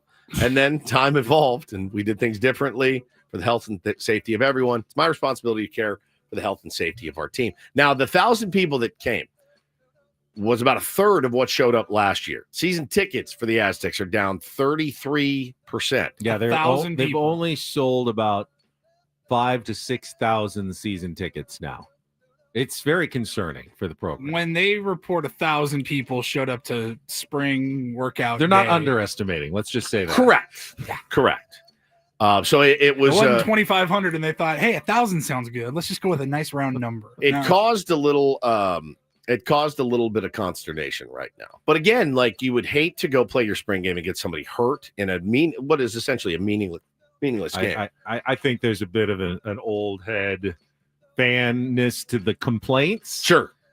Ultimately, if the Aztecs jump out and they win their first 6 games next year, no one's going to care what kind of spring game they had. And if they had a spring game but go 0-6 to start the season, no one's going to care what kind of spring game they have. Yeah, they go 0-6. It's absolutely the first thing you can point to, though. It's one of those things that it's the low-hanging fruit. It's the low-hanging fruit. But ultimately, they're going to attract fans if they win games. Correct. Compete, have a chance to maybe win a conference title, make a college football playoff. And if they don't do that, they're going to see those numbers continue to dwindle. They have to win. But if you don't play a spring game, how will you get ready for Stony Brook, which is nearly 4.5 months away? That's the problem. Because you play Stony Brook. That's why nobody wants to go watch, because you're playing Stony Brook. But then if you play, if you do get a giant team to come in, does it help you to get bodied 42-7? Does that get the fan base more excited? I just don't know. Getting bodied by Texas A&M, or, maybe winning 33-26 against Stony Brook. I have no idea. But they just have to win. They've established a basketball program that people now believe in and expect is going to go to the tournament and can go to the Final Four. They don't believe that about the football team right now. Yeah. That's the main problem at San Diego State. No one thinks they can do it until they see it, and they haven't seen it in years. But again, Paulie does make the point of it's such low-hanging fruit. And again, he's not the only coach in America has banged the spring game. It's what I mean? It's more the comment when I read that story yesterday. It was the comment from Sean Lewis where I was like, come on, guy. Hey, fans are upset. He goes, well, we used to smoke on airplanes. We don't do that anymore. Like, okay, yeah. All right. You're right. You got us. Good luck against Stony Brook. But it's also like, hey, coach, this has been a tradition for 40 years. Yeah, some people wanted to see it. People were expecting it, not tic-tac-toe. Well, we used to not have seatbelts in cars, but we decided that was a good change. You're absolutely right. You're right. Good luck against Stony Brook. Yeah. Finally, a little do this. DD mega doo-doo. Mentioned yesterday how surprised I was that Justin Thomas had never made a putt to win a golf tournament, and then he did it on Sunday. I was even more surprised to learn yesterday, and I turned it on right after the Padre game was on. I flipped over to ESPN, and it was just in time for Alex Ovechkin to score a overtime goal to lift the Washington Capitals over the Montreal Canadiens in Game 1 of their opening round playoff series. And what made it so remarkable is that Ovechkin, who, of course, broke Wayne Gretzky's record this season by scoring his 895th career goal, never in his career had scored an overtime playoff winner. Pretty incredible. In all those years. They won a Stanley Cup back in 2018, been with Caps his entire career, had never done it in OT in a playoff game to finish it. 152nd career postseason game, and they went crazy in that one. It was a pretty cool moment, and thought that's a fun. He's had a fun few weeks for Alex Ovechkin. Yeah, that's. I'm sure he would take. That's the one that he probably wanted the most. Is that one that he just scored? That was pretty incredible. Doesn't add to his total because it's a playoff goal, but still very cool. And that's don't and do this for a Tuesday. That was Don't Do This with Ben and Woods on 97.3 The Fan. All right, it is time. We're still a couple of days away from the actual NFL draft, but Ben mocks the draft. I've got my 10 selection mock draft for you coming up next here. Don't go away on San Diego's #1 sports station, 97.3 The Fan. First, though, I'll tell you about SDFatLoss.com. I was kind of mocking myself a couple of years ago looking in the mirror when I just saw it. Now, don't like what I'm seeing now. I've let it go a little too much, put on a little too much weight. What can I do about it? I had done other programs where I had bought, eat 4 bars a day and then 1 tiny meal, and I lost weight. And guess what happened? When I was done and I couldn't eat bars anymore, I gained the weight right back because I hadn't changed any of my habits. But with SDFatLoss.com, I ate regular foods from the grocery store, chicken and steak and fish. I lost weight, and now I've kept the weight off for a year and a half. What's the point of losing weight if you're just going to gain it back? With SDFatLoss.com, they're going to help you. They're going to help you keep it off afterwards with great support from your counselors. And you don't do it with any drugs or injections. So this is not artificial. This is real weight loss. And you don't even have to exercise while you're doing it. Although I will say, after I lost the weight, it was so much easier to exercise. I exercise quite a bit now. It's not nearly as bad as it used to be because of the weight loss. So many benefits from losing weight. You can take those benefits now yourself by setting up a free consultation at SDFatLoss.com. Take advantage of their spring special right now this month. Get $200 off. And if you start now, by the time summer rolls around and June gloom is gone, you'll be a new you. 10 to 20% of your body weight off, up to a pound of fat per day by going to SDFatLoss.com. Results may vary.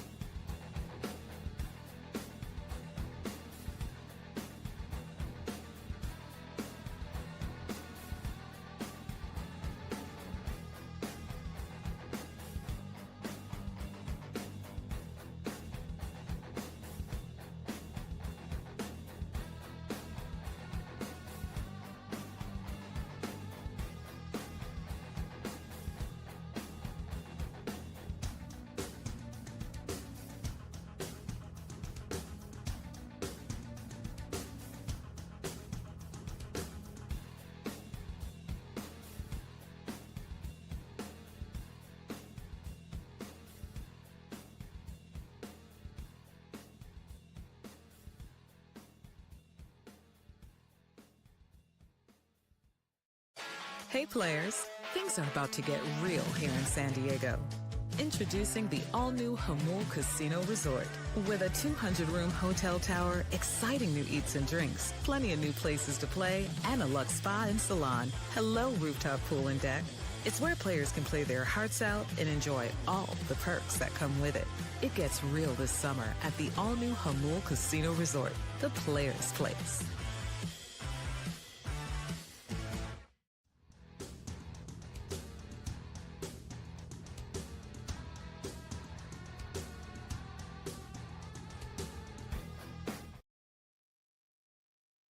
All right, we'll get back to the baseball talk. Jesse Agler will join us in our next hour from Detroit. We need a word for Jesse Agler. We do need a word or a I'm drop. I'm or out something. of ideas. Well, 2 weeks, 3 weeks into the season. Well, we were going to do slang, but all of our slang is either weed or sex, so we can't really do any of that. I doubt very much he's going to say raw dog. Everybody must Probably get not. stoned. We're Loose- getting drops until we come up with one. Loose cannabis. We're gonna find How are we going to do that? Stroganoff. Yeah, oh my God. Probably not. He's got people he has to answer to as well, right? Loose cannabis? Yeah, he can't say that on the broadcast. Yeah. It's funny. I would love it. Hmm. But I want him to keep his job, not get in any trouble. So Fair enough. So, yes, you're going to get minimal NFL draft coverage on our show. correct. For various reasons. First, I think and foremost, we don't have a team. Yeah. So it really is fairly irrelevant to San Diego. Now, I know there are some NFL fans. The second part is that I kind of think the draft coverage is insanely stupid for the most part. It's pretty nuts, man. There's so much time and effort spent on something that is inherently almost completely unpredictable. Yeah. Not only where the players are going to go, but then how they will perform in their careers. And Every one of them is a can't miss, by the way. Right. It's just like, holy cow, do you have anything bad to say about this guy at all? which is why we don't tend to spend a lot of time on it. I'll But- watch it. Like, I will watch it, no question, on Thursday night. There will be nothing else to watch for me. So I will watch the draft, and we'll talk about it a little bit on Friday. And you'll be gone. You'll be playing golf. But Paulie and I will talk about it a little bit. And that's really the extent of it. But, we had to do something. So a few years ago, came up with the idea of a mock draft. Ben mocks the draft. And the rules, and they really are very loose on the They're rules. loose cannabis rules here. Yes. I try to take actual draft prospects. In Correct. fact, this year, all 10 selections in my draft are true players who appear on mock drafts. Now, they're definitely not in order. You're not going to get your big stars here because, well, that's not how I do things with my mock the draft. But when we come back from traffic, and I'm looking at this, and even I am kind of groaning on some of these, which is a bad sign. can't Oh, wait. God. Bad sign, really. Right. I'm a little. I see the I'm actually commissioner. kind of nervous about how bad it is this year, but we're going to do it anyway. Coming up next year on 97.3 The Fan. From the 855 Get Ross Traffic Center, protecting San Diego after accidents or injury, here's Kelly Danick. Westbound King Freeway's been up to no good this morning. Crash involving a motorcycle right before Federal was blocking middle lanes. It got it over to the right shoulder. Up ahead, an accident cleared near the 805, and we have this other crash up ahead right before 25th Street. That's over to the right shoulder. Also going to find on southbound 67 just before the 8th crash over to the right shoulder. Now getting reports of a collision on the Greenfield on-ramp to westbound 8. I'm Kelly Danick with Ben and Woods, San Diego's #1 sports station, 97.3 The Fan. The 2020 NFL draft is now officially open.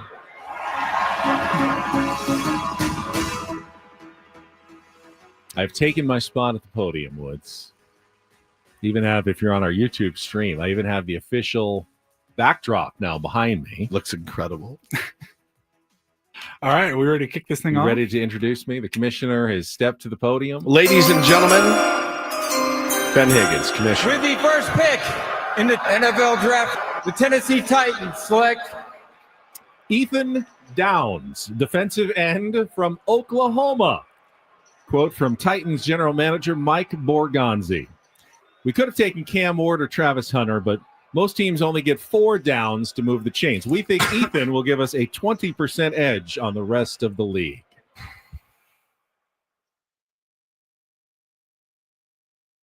And pause for silence. Okay, thanks. Well, you're really going to hate the next one, then. Shall we just move on? Yeah. I just can't get wait. to number All 2. right. With the second pick in the NFL draft, the Cleveland Browns select Dante Trader Jr., safety, Maryland. Browns GM Andrew Berry was going to do the same thing and take Ethan Downs, but panicked when he was selected number 1. When asked what he wanted to do now with the number 2 pick, he said, Trader.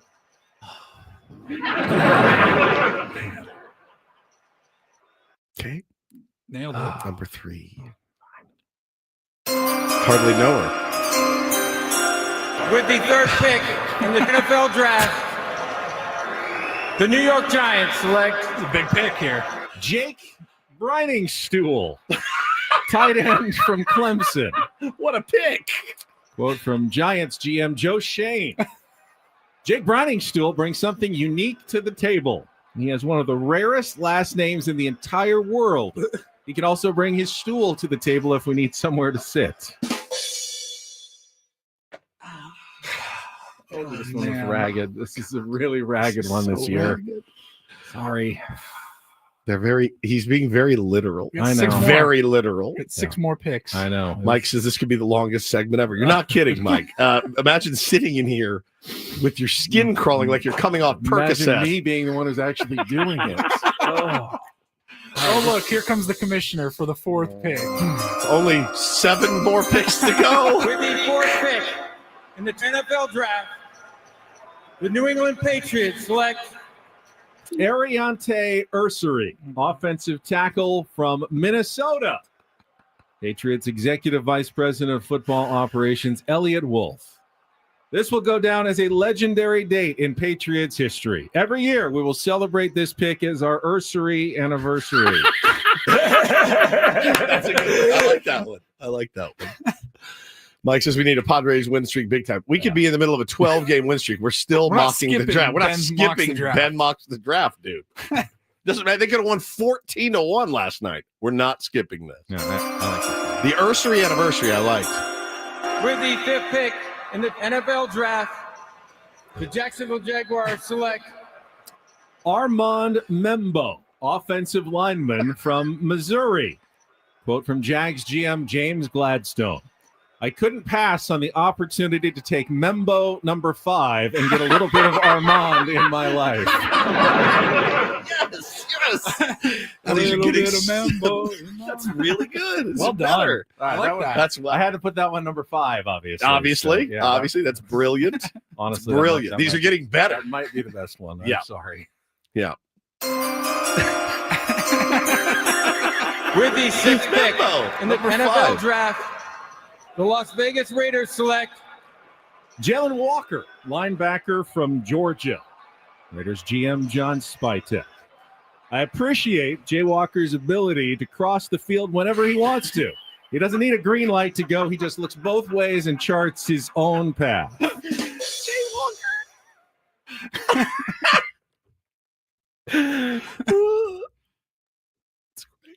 I like it. I like it. I like it. That's, 3 out of 5 Yeah. is pretty All right. good. We've done so 2 out of 5. pretty well. 2 2 out and a of 3. half. 1.5. I'll give you 3. All right. There's 3 really good ones. All right, we're on to the Seventh seventh pick. The pick. pick is in, gentlemen. 3 out of 6.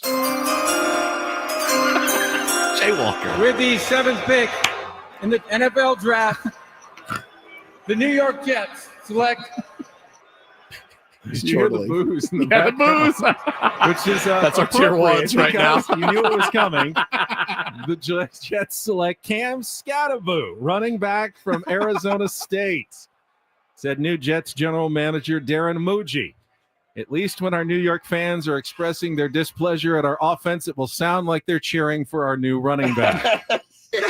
Because of Scattaboo. Got it.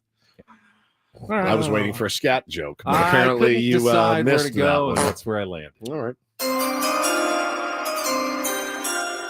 with the eighth pick in the NFL draft.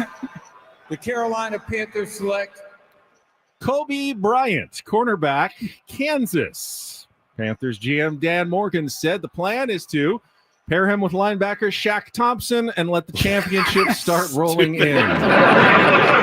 Could have gone a very dastardly way there as well. Shaq and Kobe. Yep. See what you did Kobe. there. Cobee. Oh, okay. Not KOBE. All right. Yeah. All But real right. prospects. Just 2 more picks. I didn't make up any names. in this year's Ben Mox the draft. No. The pick is in with the 9th pick. Let's go to the podium. With the 9th pick in the NFL draft, the New Orleans Saints select Will Campbell, offensive lineman, LSU. Apparently, Saints GM Mickey Loomis is a tier 1. Quote, I kept hearing Ben and Woods say I needed to get a will, so here we are. Kind of like that one, though. No? It's like a Bo joke. Fine. No, You know, you're not gonna because like, of trust and will. Yes, I got it. not going to like this last one. Not going to like it. But let's wrap up Ben Mox the draft. The commissioner is approaching the podium. The pick is in. with the 10th pick in the NFL draft, the Chicago Bears select Isaac Tesla, wide receiver from Arkansas. Bears GM Ryan Poles was honest. He said, this pick, just an excuse to share some of the AI results when I Googled Tesla jokes. That is how we end. Why Ben do Teslas Mustard. make terrible roommates? Oh, he's not done. Why? They always hog the outlet. How does a Tesla flirt? It says, are you AC because you're electrifying? What's a Tesla's favorite Halloween costume? An electric ghost. Why don't you hit the road for your trip What's now? a Tesla owner's favorite kind of music? Current hits. That's how bad AI humor is. It's pretty bad. That is how bad. Did you it try really is. AI jokes for these?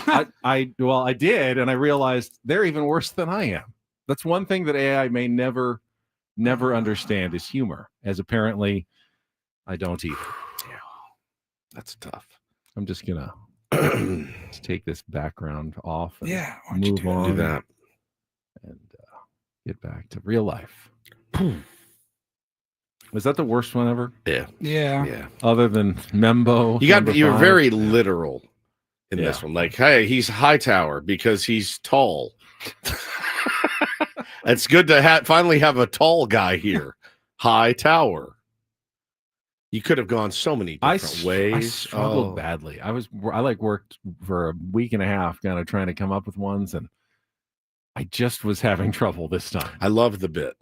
I will always love the bit. And the worse the bit is, the better it is for me. That was I don't what know I was how hoping. accurate you're going to be. No Cam Ward in the top 10. No That's Cam Ward. interesting. Right. Well, you may hear all of those names at some point, though. And if you do, you'll will remember. You them absolutely will. From Ben Mox the What's the Draft. Cam Ward joke, though? You know what I mean? It's hard to. You need funny names like Scattaboo. You really could have gone blue with that one. Very. Yes, and you decided not to. I decided not. Oh, that's what I usually decide. That's true. That's true. Well, I loved it. I thought it was terrible, which means it's great. You embrace the suck. Worst right? ever. You're red. You're beat red right now. Yeah. He is as red as a plum right now. I did better at the roast. You really murdered the roast. Murdered. Yeah. The Maybe roast. I should roast the draft picks Next year, but you roast the draft. That's not bad. Ben That's roasts not bad. the draft. Yeah, the Kobe joke could have been very dark. Yeah, Could have been. 100% Dominic. I try not to go dark. You know me. I'm more of a lighthearted. Yeah, I liked it though. The Membo number 5 was fantastic. I thought that was definitely And the my jaywalk, best I one. really like the jaywalker. jaywalker. Yeah. The uncomfortableness is what I love about it. I know it is. It's the I knew we'd lean heavily into into the discomfort. It's the Andy Kaufman type of comedy that makes my skin crawl on live radio. It's There's great. something about saying something and not getting a reaction that is maybe the worst thing. It happened to me in at the life. roast. I did it. It happened. It Happened to both of us at the roast absolutely a few happened to me. times, And actually. and for whatever reason, I didn't care at that point because we were just going, at that point. But I thought, I thought that was really good and terrible, which was perfect. Armand Membo, offensive lineman from Missouri. Quote from Jags GM James Gladstone. I couldn't pass on the opportunity to take Membo number 5 and get a little bit of Armand in my life. That's really good. That was really good. I'm proud of you. I'm proud of you for doing it. It takes a real. I don't think I could do it. I couldn't do it, man. I couldn't do it. Yes, Johnny. Embrace the suck. Embrace the as suck. Woods likes to say. Yeah. This guy says that's one draft I don't want to remember. Oh, that was so good. Dominic brings up the Bob Saget roast where Norm Macdonald reads those jokes out of a book. Yeah. And he just leaned all the way. And it was the worst collection of jokes you have ever heard. I know what you refer to. You remember that? There is a little bit of that. Yes, There's some of that. I've seen that. Oh, Norm Macdonald, legend. So brilliant. What about your dad jokes book? Did you take that home or did you leave it here in the studio? Right here. Yeah, you got it from a tier 1. Do we need to Yeah, turn cleanse to the a palate. page? Yeah, we got a couple minutes. Yeah. Someone threw a bottle of omega-3 capsules at me. Luckily, my injuries are only super fish oil.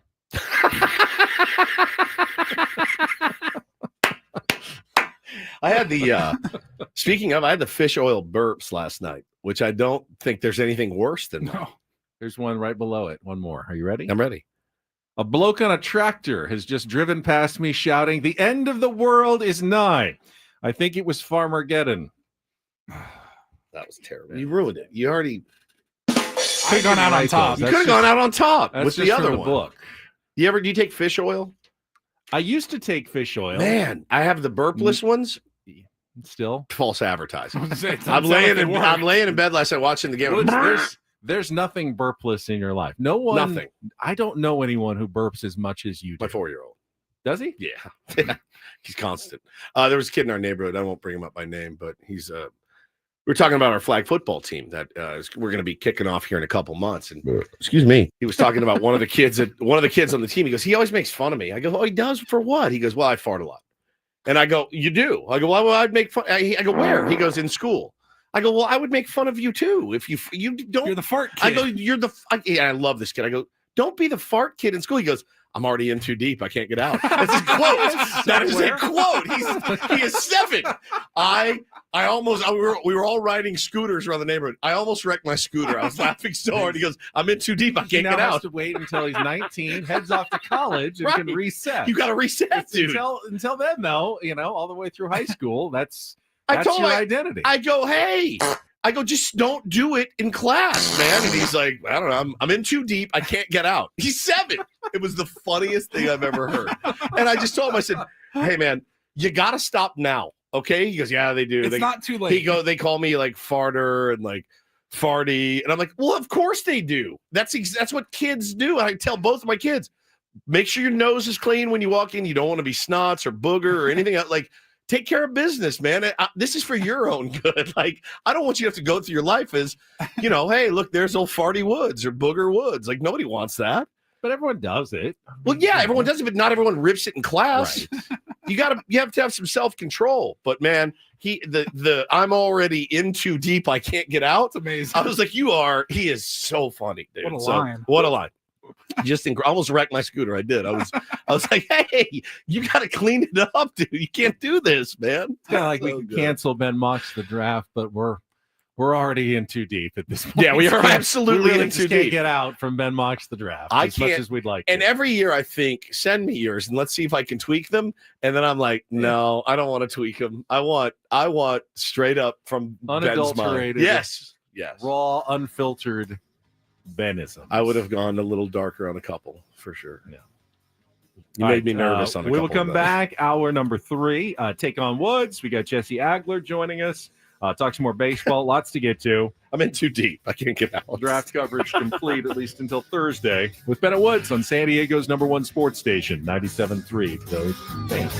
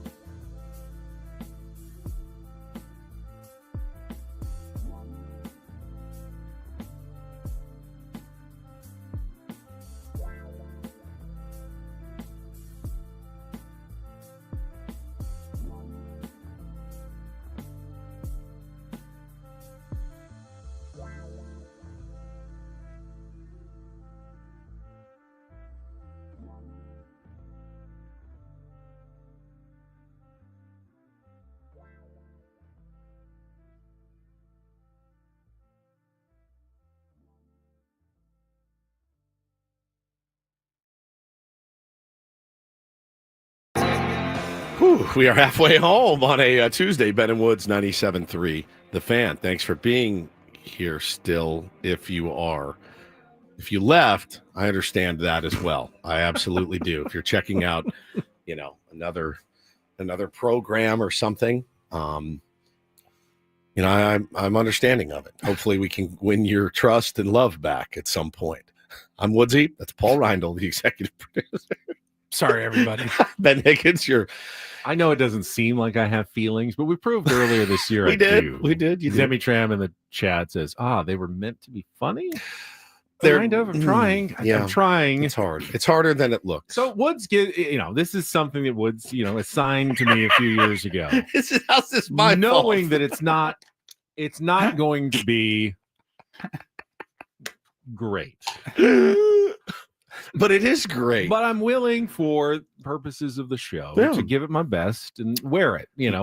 when they fall flat. Right. I do. I'm glad people enjoyed the Membo number 5. It was really good. Honestly, it was I'm hitting 100 because maybe like 175. I would say 300. You like 3 of them? Yeah, 3 of them were good. I like the Jay Walker. I mean, what's a good batting average in comedy? 750? 750. Yeah, it's 750. It's not baseball. No. I mean, every comedian's going to tell a few clunkers. Yeah, but if over half your jokes are clunkers, you ain't gonna make. You probably it. shouldn't be on stage. That's true. Which Well, I shouldn't you're be not. on stage. I'm not a comedian. But it brings up the question: why am I always the one who wears the uncomfortable awkwardness? I mean, you guys really never do. Occasionally, Woods does. Well, Paul never does. Paul never does. But I wore a diaper for 4 hours. I let you That guys was smash. like 5 years ago. I let you guys smash eggs on my face. Like, there's not too much I won't do. But I won't do that. To do anything for love, but I won't do that. No, that I will not do. That I will not. I didn't get the sense that you were uncomfortable getting eggs smashed on your head. You kind of reveled in it. You enjoyed it. I mean, it was obviously, annoying to have to wash the eggs out, but I didn't feel like you felt humiliated by it. I don't really get humiliated by things, though. That's the thing. It's tough to find something that makes you uncomfortable. I don't even know what it would be. I know. I mean, if you want me to, Paulie, what makes you uncomfortable? Other than me, apparently. I make everybody uncomfortable. Yeah, you make me very uncomfortable. Very uncomfortable. I don't know. I've never had a lot of shame. Like, I've always been willing to be the funny. As a kid, I didn't have any problem being the funny kid or trying to be the funny kid, even if it came at my own expense. Sure. Because I wanted to have friends. There's just not a whole lot. I mean, short of you pulling my pants down or you know what I mean? In public, I don't want that. No one does. Come on. Go ahead. No. See what you got, big guy. What would you like me to do? I'll do anything to make you feel better. I don't feel bad. That's the thing. Wearing an Under Armour shirt to a Padres No game. chance. There's we've Dylan talked Brooks about in the wearing past. Dylan. Yeah. Yes. The mesh shirt thing was one of the more uncomfortable. That was fun. I wore it things too. that I've remembered. Yeah, you did. Yeah. That was uncomfortable. Yeah, I did that. It's fun to do it to you because you've never done anything. True. That's the thing. When I met you, I thought this guy has not experienced much of anything, just been a very straight-laced and we've really brought your personality out. No one's really experienced what I have, though, over the last few years. How so?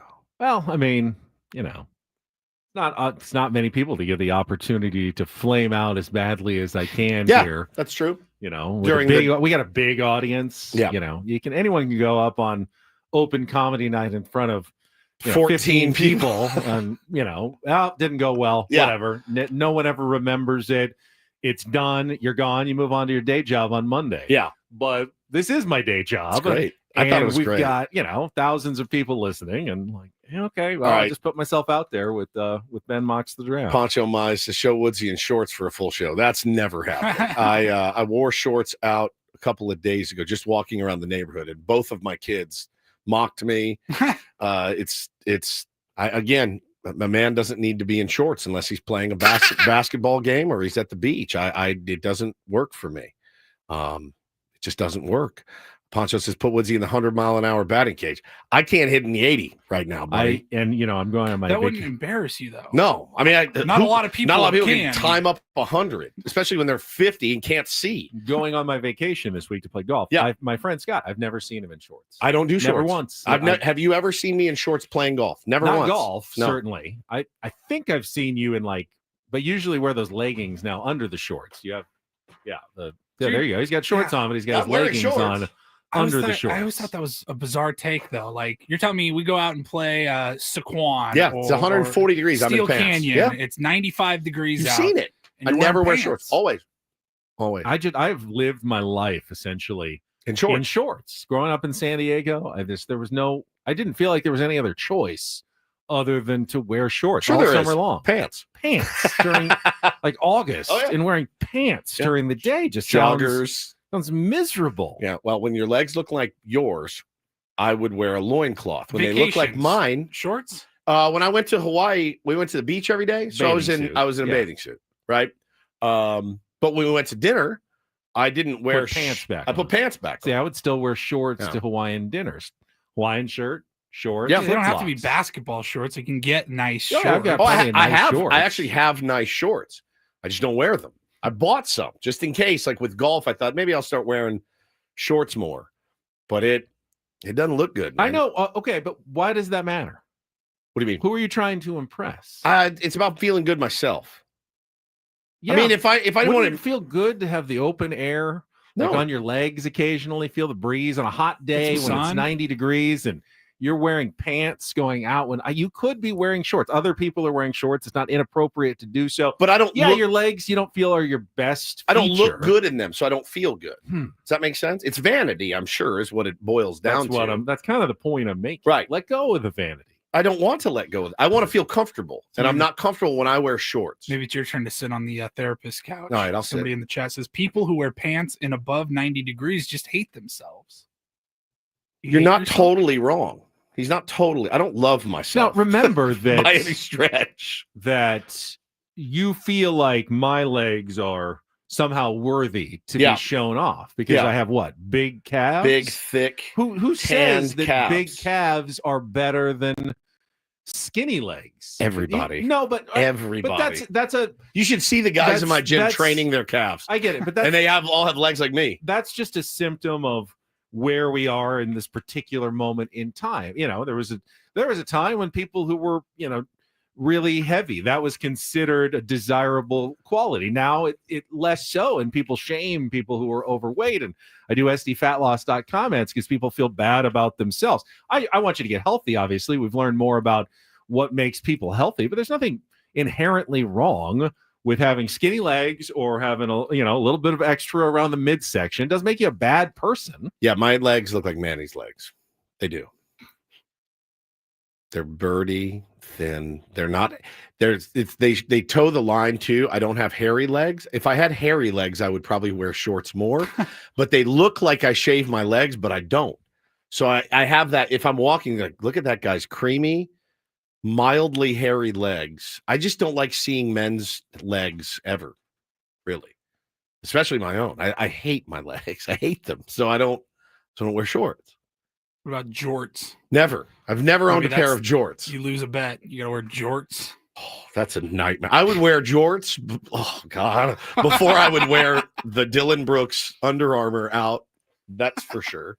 Tucked into your jeans. I don't know. I just I've always liked pants. I like how I look in pants. I like the way I look. I guarantee it. When I wear pants, when I wear shirts, I don't like how I look. It's like anything. Like, you hide your features that aren't your best, and you exploit your features that are your best. Right? I can't exploit my best feature. But you're letting society dictate what you think are No, your I'm best letting features. myself dictate it. No one's mocked me out of wearing shorts. I've mocked myself out of wearing them. Nobody's ever made fun of my legs, except for like my wife. But I'm saying, if we lived in a culture that prized skinny legs, I you would be showing probably them be off. rocking them. That's the thing.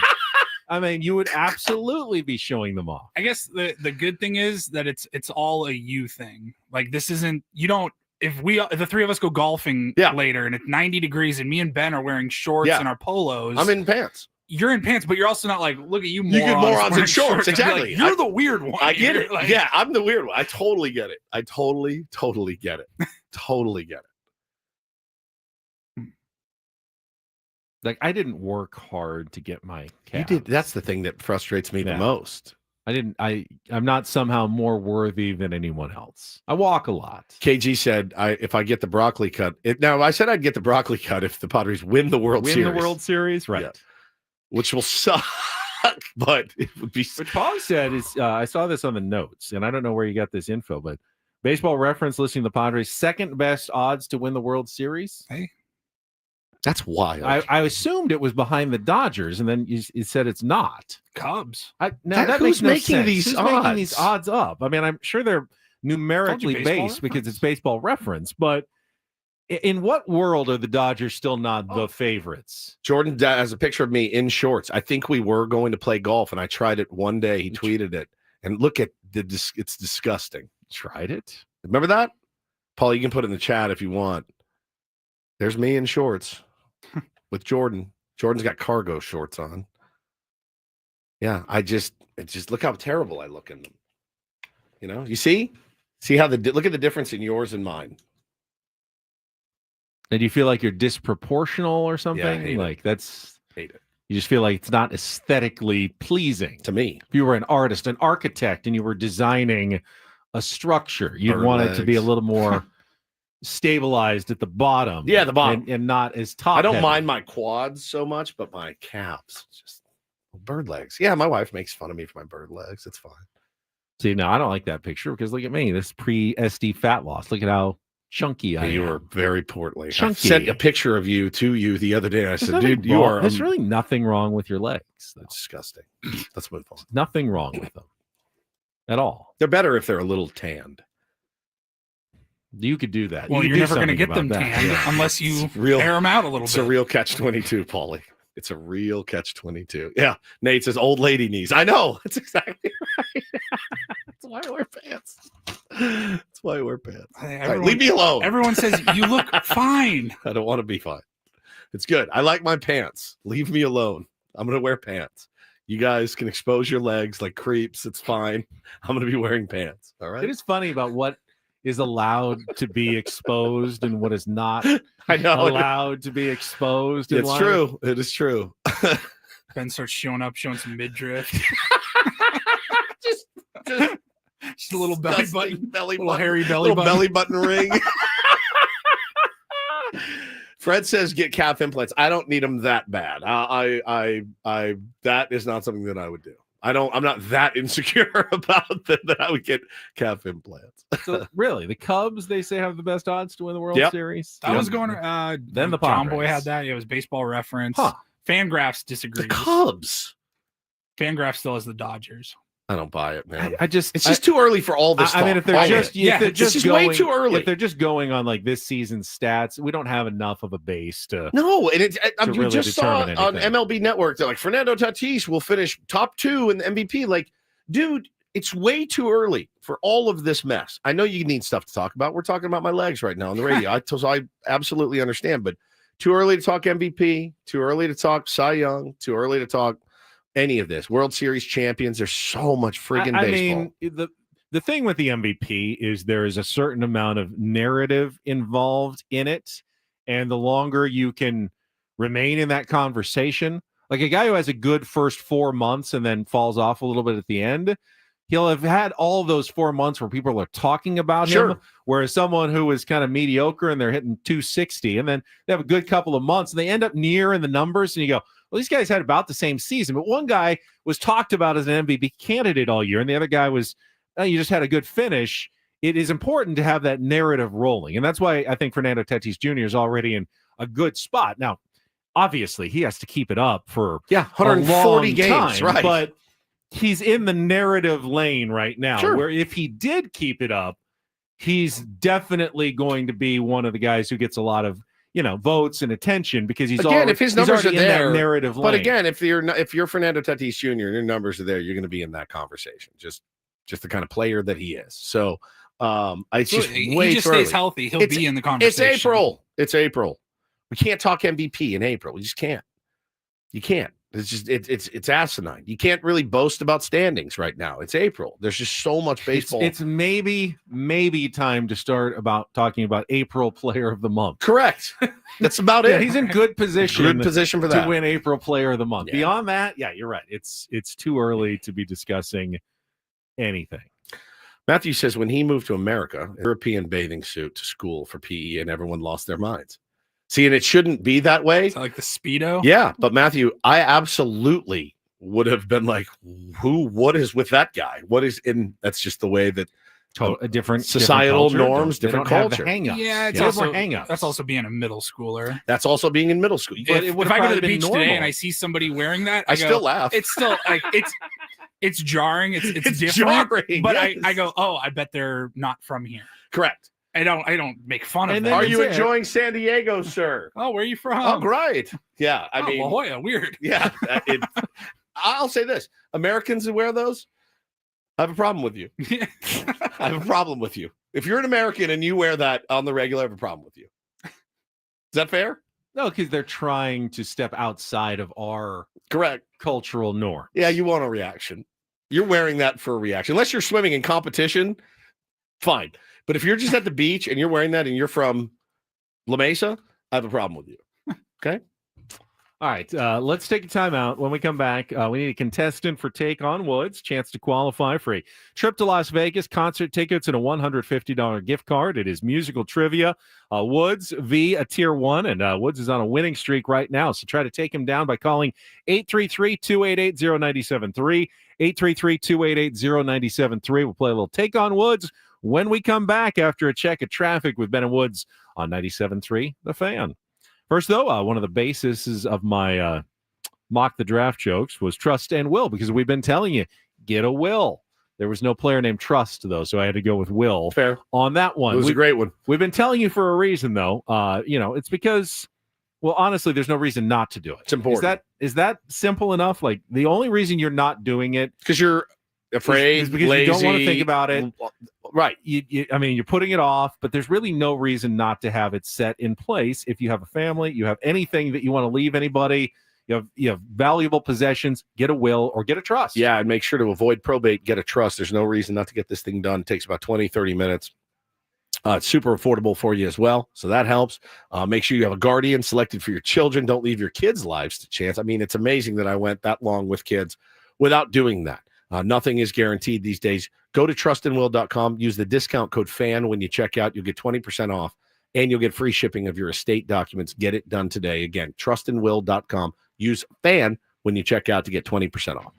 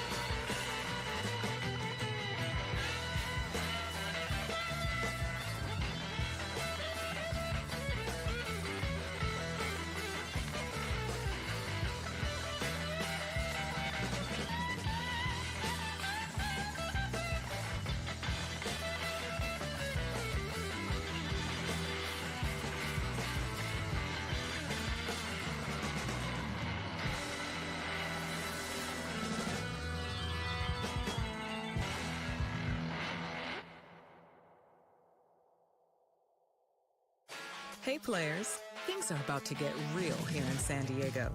Introducing the all-new Hamul Casino Resort.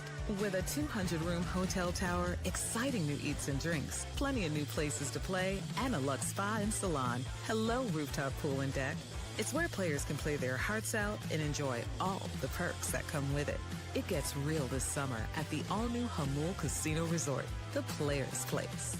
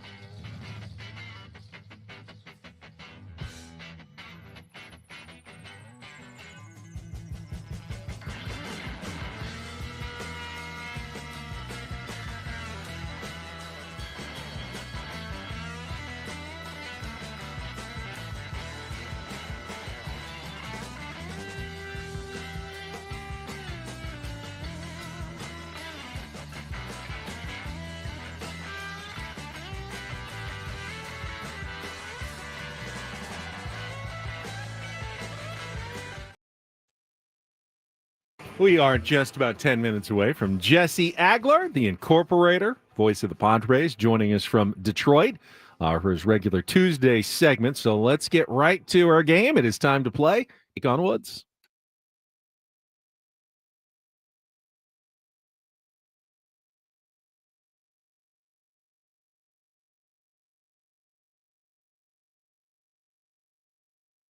Take on Woods brought to you by Bay Alarm, security and fire alarms for every business. We got you. And when I say we got you, who do we got here? Let's go to line 2. Caller, who's this? If you're on the phone. Yep, there you are. Hello? Hi. Hello, how are you? Hi. This is Josh. Josh, welcome to Take on Woods. You ready to play our game? Yeah, I think so. All right, here's how it works for everybody out there. Josh, I need one right answer at least, okay? I'm gonna try. He sounds like he's ready. You get 5 questions of musical trivia. Woods gets the same 5 questions. If you beat or tie him, put you into our grand prize drawing. At the end of the month, someone's going to win a 2-night stay at the MGM Grand in Las Vegas, a $150 gift card, and tickets to your choice of either Disturbed, Ghost, or Pantera in concert. Tickets for all 3 shows are available now at Ticketmaster.com. And to give you the advantage, because Woods is very good at this game, we let you pick the category, keep him in the dark. Your choices are Smokestack, 5 song titles and artists with smoke in the name.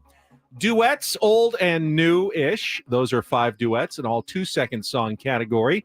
And our new category today, The End of Me, 5 song titles that all end with me. So, Smokestack, duets, old and new-ish, and The End of Me. What would you like to play, Josh? Let's run Smokestack. Smokestack. All right, today on Take on Woods, we are featuring 5 song titles or artists with smoke somewhere in the name. You'll have 60 seconds to answer as many as you can. If you pass, we can come back to it at the end if there is still time left on the clock. First question is the 2-second song. Paulie's queuing it up now. You will get a couple of seconds of music. You need to identify the song title and the artist to score that one. Josh, are you ready to play? Yes, sir. All right, let's do this. 60 seconds on the clock. The category is smokestack. Josh, your time begins when Paul plays the music. Good luck. Let's take on Woods. Let's Smoke on the Water by Deep Purple. Correct. Which legendary Motown artist sang with a backup band called The Miracles? Pass. Alex Paul and Drew Taggart form which Grammy-winning electronic DJ and production duo that has released hits with artists including Coldplay and Halsey? The Chainsmokers. Correct. Which 2012 cannabis culture single with a 9-word title by Willie Nelson features guest vocals by Snoop Dogg and Chris Christopherson? Oh, I think I know this one. Pass. Which classic 1959 hit by the Platters begins with the line, "They asked me how I knew my true love was true"? Ooh.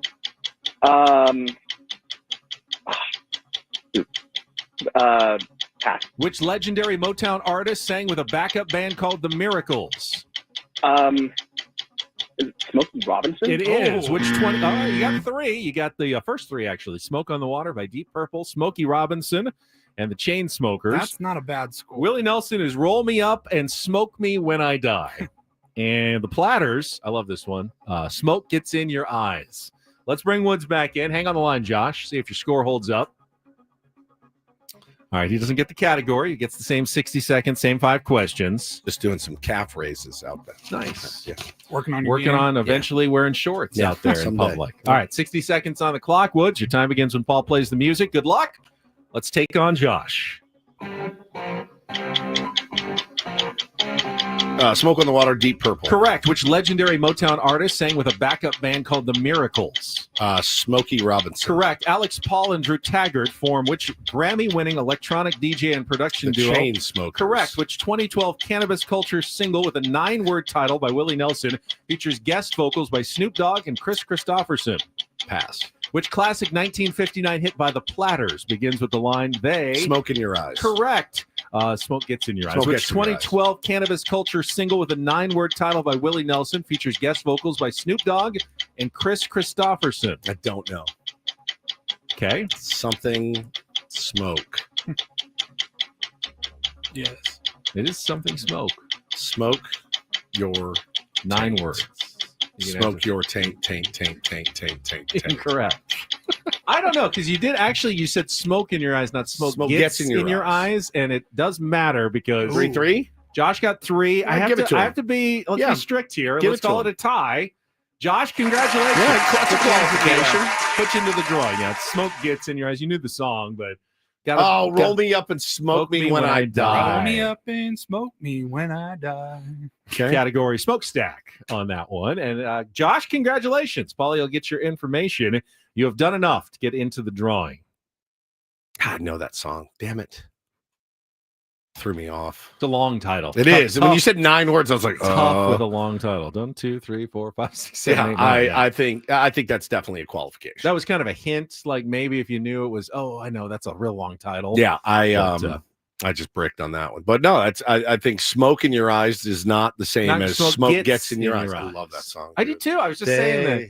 Ask me how I knew my true love was true. Yes. Sorry. All right. Jesse's coming up, though, so we got to keep rolling here. All right, keep it moving. We will talk to the voice of the Padres from Detroit coming up next after a check of traffic here on 97.3 The Fan. But first, it's Woodsy. Let me tell you about QC Kinetics, total life-changing place. If you're listening right now and you woke up this morning, you're not feeling great, man, your joints and your knees, your pain, your back, your shoulders, any of those, go call them today. You'll get a free consultation when you do. They got a couple different locations, one in Torrey Hills, one in Hillcrest.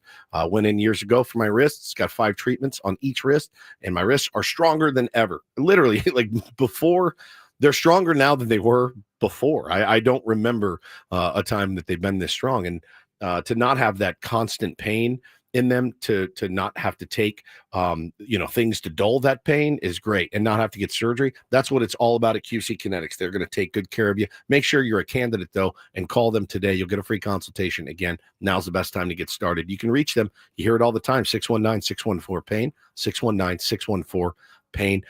They will take such good care of you. They are such great people. I've only been to the Torrey Hills location. I've not been to the Hillcrest one yet, but I got to tell you, man, top-notch customer service every step of the way. Love these guys. Love what they do.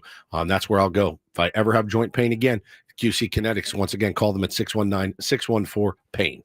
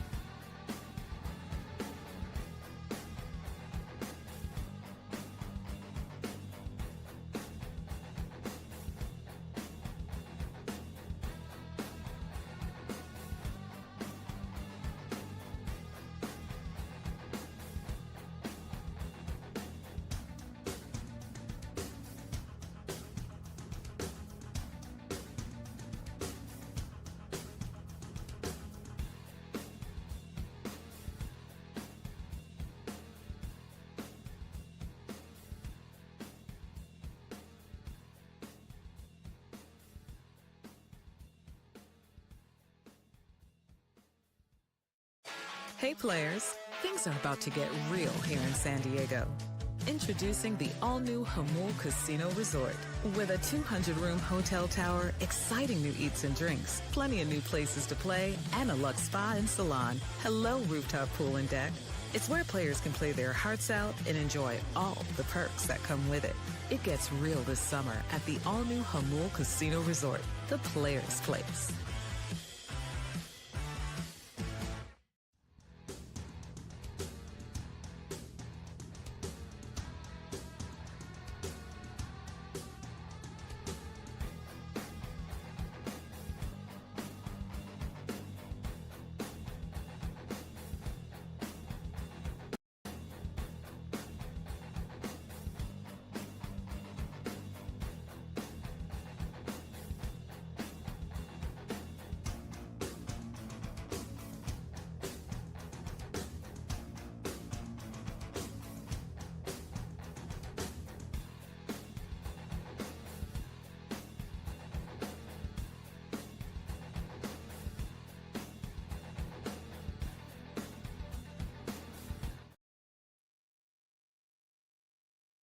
Going to be heading to Motown in just a moment. Yeah, buddy.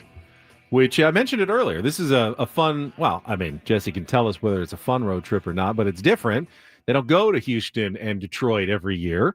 This is kind of now an every other year thing, and to hit them both on the same trip, something unique and something we can talk about with the voice of the Padres, Jesse Agler. He's going to join us right after this check of traffic on 97.3 The Fan. From the 855 Get Ross Traffic Center, protecting San Diego after accidents or injury, here's Kelly Danick. Problems on a couple of our westbound freeways on the 8 before Fletcher Parkway, collision over the right shoulder, and westbound King Freeway is at it again. Another crash right before the 805, not showing if lanes are blocked. I'm Kelly Danick with Ben & Woods, San Diego's #1 sports station, 97.3 The Fan. So is it a fun trip to go to cities that you don't get to visit every single year, Jesse? Good morning. Good morning, guys. Yeah, I think so. This one's a little bit weird, right? Because we had the off day at the start in Houston and then the Sunday night game. So even though, that sounds fairly standard, you combine those two things and it felt like we were there for a month. And then on the flip side of that, you get to Detroit at 4:00 in the morning on Monday. And I guarantee you by the time we leave here tomorrow night, it'll feel like we were in Detroit for 30 seconds. So even though it was really only one more day in Houston, because of the timing of the arrival, yesterday's like a lost day. Like you sleep all morning and then it's kind of like, all right, you go to the game and then it's over and you're like, oh, that was a whole day.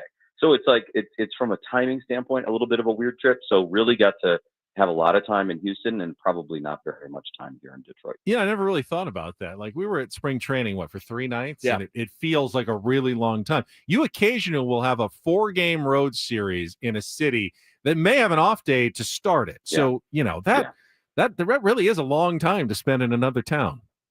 Yeah, you get into sort of a rhythm in the baseball season with the travel. And so anything that's sort of like beyond the usual 3+ days starts to feel really, really long. And anything less than that feels really, really short. Like when we pop in somewhere and just have like a 2-game series and leave, it's like you barely have time to like look around the hotel room. Yeah. It's like a night game, a day game, and you're out of there. So it's definitely funny how one day makes a very big difference with this kind of stuff. An off day in Houston for me would mean just more time to eat barbecue. Now, I've eaten barbecue with you in Arizona, Ben's recommendation, pretty good, but it doesn't compare to the barbecue in Houston. Were you able to sample any of the local wares down there? You know what? I did not get any barbecue on the off day. So that's the other thing. And it's funny because I don't think most people probably think of it this way, but like there is no going out to dinner unless you have a day off or a random like day game where you don't travel afterwards, Right. which almost never happens, right? So like the Yankees and the Blue Jays generally, I think at home play Saturday day games. So like, okay, that's an opportunity to actually go out to dinner in those places, but most teams don't. So like if you don't have a day off, you're not going out to dinner. You're eating at the ballpark and you're having, like a light lunch or whatever earlier in the day. So we did have the off day in Houston, but ended up doing some trivia at a bar with some of the guys who travel. So that was kind of like the one night out that we had on this trip. But how'd you guys do? We were fine until the end, and then not so great. But we were on a roll until like it Jesse turned would into a good. bunch. I was just going to God, say, I feel like I would want him on my team. I'd pick him over just about anybody Yeah, in trivia Me night. too. Well, that's all well and good until like the whole last round is like pop culture and music, and then guess what? Hello, your old pal Woodsy is here to save you. Me and you, Exactly. dynamite team. Do you remember any of the questions that you missed? No, absolutely not, because I never heard of any of the people. Like that's the thing. They're like, oh, this 1994 song featuring. Yeah, exactly. So that you was no could have good. used me. Just text me next time. I'll help you. Oh, no No, phone's against the allowed. rules. I know. Come on. There's ways around it. No, there's not. All That's right, cheating. That's fine. All right. I mean, So how's your health and Tony Gwynn Jr. and Dave Marcus? Have Yeah. you been hit by the injury bug that seems to be going around the team? Any hammies or anything we need to know about? Honestly, no joke. Like I yanked my hamstring in Houston the other day, and I was like, "You got to be kidding!" How'd you do it? That's not right. No, he's kidding. Oh, No, I'm no, he's I'm not kidding. No, kidding. How'd you do it? Getting out of bed? I was running. I was working out, and I like kind of felt it yank a little bit, and then like I just kind of ignored it for the first half a second, and then I was like, wait a minute, no, come on, it's fine. Like I don't have to go to the IL or anything, but like it's just sort of like it felt like a cruel joke almost. Like anything else would have been whatever.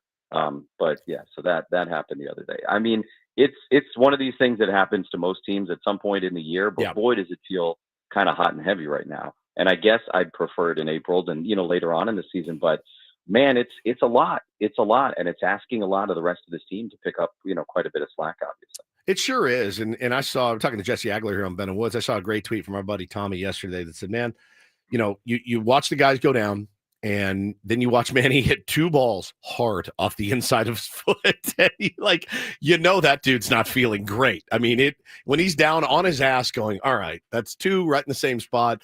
The guys that have to step up and post, and, Fernando's talked about Manny doing that before. Fernando's out there every single day. Xander, those guys, they have to be out there, Jesse, right now. And we're back to that spot that, remember when Bob Melvin couldn't give any of his regulars a day off because, well, they kept losing one and winning one, losing one and winning one. He had to stay with a consistent lineup. The top of the order, those guys are going to have to shoulder the load for a while until these guys get back. And the good news is, right, those are all guys who are more than capable of doing that. Yeah. And look, we all know when Manny really gets hot, he stays hot.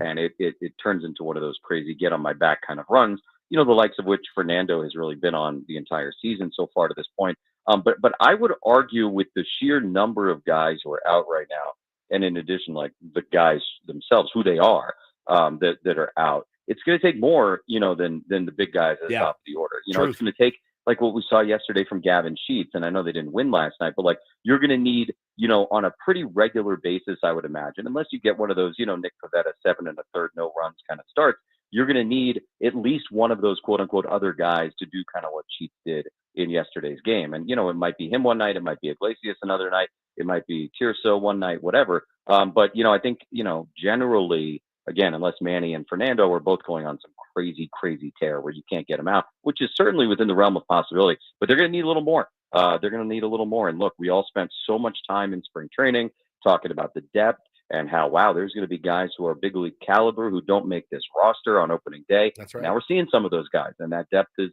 going to be tested. Jesse, and certainly, big league ball players, they're used to dealing with the gut punches of injuries. They happen. They suck. It's a downer, but they tend to be good at moving on. Even when it's a season ender, they know, okay, well, guy's going to put in his rehab, and he'll be back at some point. But with the Luis Arraez injury, that was different. Now, that was a true scary moment. Now, he came back, in the clubhouse after the game, but what was it like there in Houston? And then you had to get on a flight without him to Detroit. Kind of paint the picture for us a little bit on how different that was from your run-of-the-mill baseball injury. Very much so, I think from the obvious standpoint of what it looked like. I mean, it almost turned into a football situation, right? When, you see the backboard come out and they're stabilizing his neck. That's just not generally something you're going to see in baseball. I know we have before. I'm not suggesting it's the first time ever, but that's not a common thing you see. So very jarring from that standpoint. And then, the hush that overtook that stadium, it was eerie. And, there was definitely, I think, especially, it was like, second batter of the game. To me, it was like the air just got sucked out of the whole place, including out of my own lungs. And, you're worried about him on a human level, and then you're kind of watching what's going on. And then just from like the Tony Jesse perspective, like the added craziness of we're on the radio. And so we need to be continually describing what we're seeing. And now you're basically doing play by play. And it felt gross, of but an necessary injury. Of like, right. The guy laying there. Okay. He's moving his hands. Manny's down on one knee. Fernando's walking around. There's Dubon, like all this stuff. And it almost felt a little bit icky, like having to describe it, but that's literally the job, of course. And so it was a really kind of scary one. And it in similar but different, reminded me of when, Musgrove left the game against the Braves last October, where there was just this vibe shift in the building where like, all right, hey, it's fun. It's baseball Sunday night, 2 good teams. And then all of a sudden it was like, oh man, like it felt like there were just such bigger things going on. But look, that is the reality of professional sports. And these guys, they clicked back in really quickly after that, despite their concerns for their friend and their teammate. And, everybody else kind of had to do the same thing. But coming out of it, of course, pretty much it sounds like as close to a best case scenario as you can have from something like that. Hopefully he's, all fine with the concussion protocol, and it's just a week away for Luis Arraez. But look, yeah, there's no doubt that was not your run of the mill, guy rolls his ankle or pulls up with a hamstring kind of situation. That was very, very different. I had been so zen until yesterday, Jesse. I was so zen. I came in full doomer mode this morning, and I said, man, it's the first game I've let them affect my mood this year. Now, the start that they got off to, it's great. It's great. You stack some wins, certainly. And I think I just got hit by the reality of like, oh, cool. the heart and soul and heartbeat of the team is going to be out a week, and Jackson's still up in the air, and Crony. You saw the play yesterday. I texted the fellas too, and it was a tough hop on Iglesias, but I'm like, I don't know. I feel like Crony makes that play. I'm starting to a little bit of a white knuckle spiral, Jesse. Just a little. Tiny. It's the thing I would say, and look, it goes for when things are going really well and when things are not going as well. Right now, is that like they're 22 games in? What is it? You know, I mean, like there is so much baseball still ahead. Like, you know, it's April literally 22nd, right? Like, you know, I mean, so this is one of those things that, you know, hopefully when all those guys are back in another few weeks, whatever it ends up being, you know, you almost forget that they went through that stretch, and maybe it'll even be something where we look back and go, hey man, remember all those injuries in April, and look at what their record was that month. Hey, Fernando was the National League Player of the Month. Hey, you know, Nick Pavetta's off to the great start, whatever, you know, I mean, it's again, it's all stuff that's going to happen. And, you know, I know that they haven't had a great road trip by any stretch of the imagination, but there are 2 games to go. They've been playing brilliantly at home, where they get back, you know, on Friday to play Tampa Bay and the Giants. And I still, you know, it sounds crazy because we're a few weeks into this thing, but like, I don't think we are yet at the point where like this season is really like on. Like obviously it started, but like we're not even into this groove yet. They played, what is it, 1 series against a division opponent. You know, it's like we haven't even really hit our stride yet. It is so early in this season. You know, Jesse, we're talking to Jesse Agler. He's in Detroit, and I don't think I did a great job explaining it earlier because I wasn't trying to be insulting to, you know, the last guys on the roster, but every team has those last 3 or 4 guys, replacement level players, and you're not asking any of them to be stars. They need to step in, and hopefully, you know, some of them come up with big hits here or there, but AJ didn't sign all those players because he thought they were all going to turn into stars. And I think already they've had 2 phenomenally good surprises. Gavin Sheets, we talked about that earlier, and I think Nick Pivetta, even though he got a big contract, he has outperformed what we've expected. You get to see him tonight again, and I'd imagine you're excited to do so. Give us your early thoughts on what Nick Pivetta has brought to this starting rotation. I mean, huge, obviously, right, what he's brought. But you said outperforming expectations. I mean, I've seen what I thought I was going to see out of Nick Pivetta. And I think probably a lot of people in baseball operations feel the same way. You know, the last couple of years, this group in the front office has been expert at finding that exact kind of guy. And then obviously working with Ruben and with Ben Fritz and everybody, you know, in the front office to kind of, you know, help mold that guy into the best version of himself. Like last year when Michael King was acquired in part of that Soto deal, you know, I think everybody was like, all right, we'll see what we got, you know, reliever, starter, what is it, blah, blah, blah. And I threw out there, maybe even on your guys' show once or twice, that like I felt that Michael King, and this wasn't my own original thought, this was based upon looking at numbers and talking to people and all that. Like he was at a very, very similar point in his career that Joe Musgrove was when the Padres acquired Joe, a guy that, you know, had kind of had some experiences, had some ups and downs, had been used in a couple of different roles, but was now like ready to take off. Now, Pivetta obviously is a bit more advanced in his career than those guys, but like this is a guy who absolutely has some great stuff and, you know, has just maybe not clicked all the way in yet. You know, I mean, he's always been a guy, I think, whether in Philly or Boston, that everybody in baseball looked at as like, man, he's got great stuff.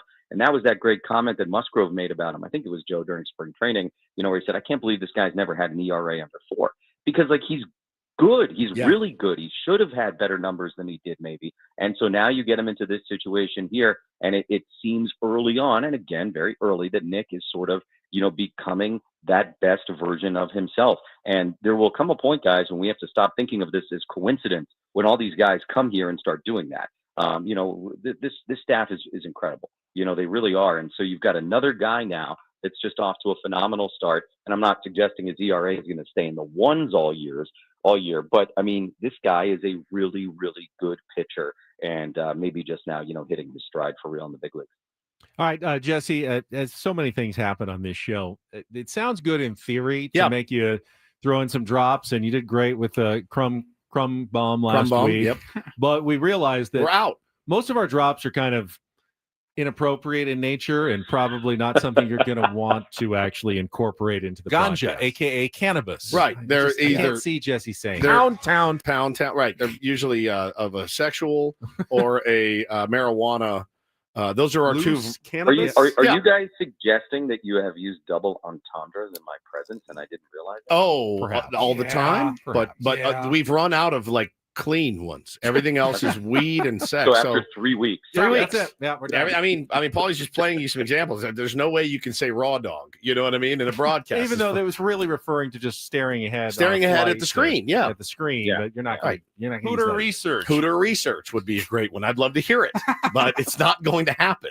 Like, Have you guys ever put together like a Ben and Woods dictionary on the website or No, anything we like should. that? That's not a bad idea. We have Sounds like a lot of extra work for me.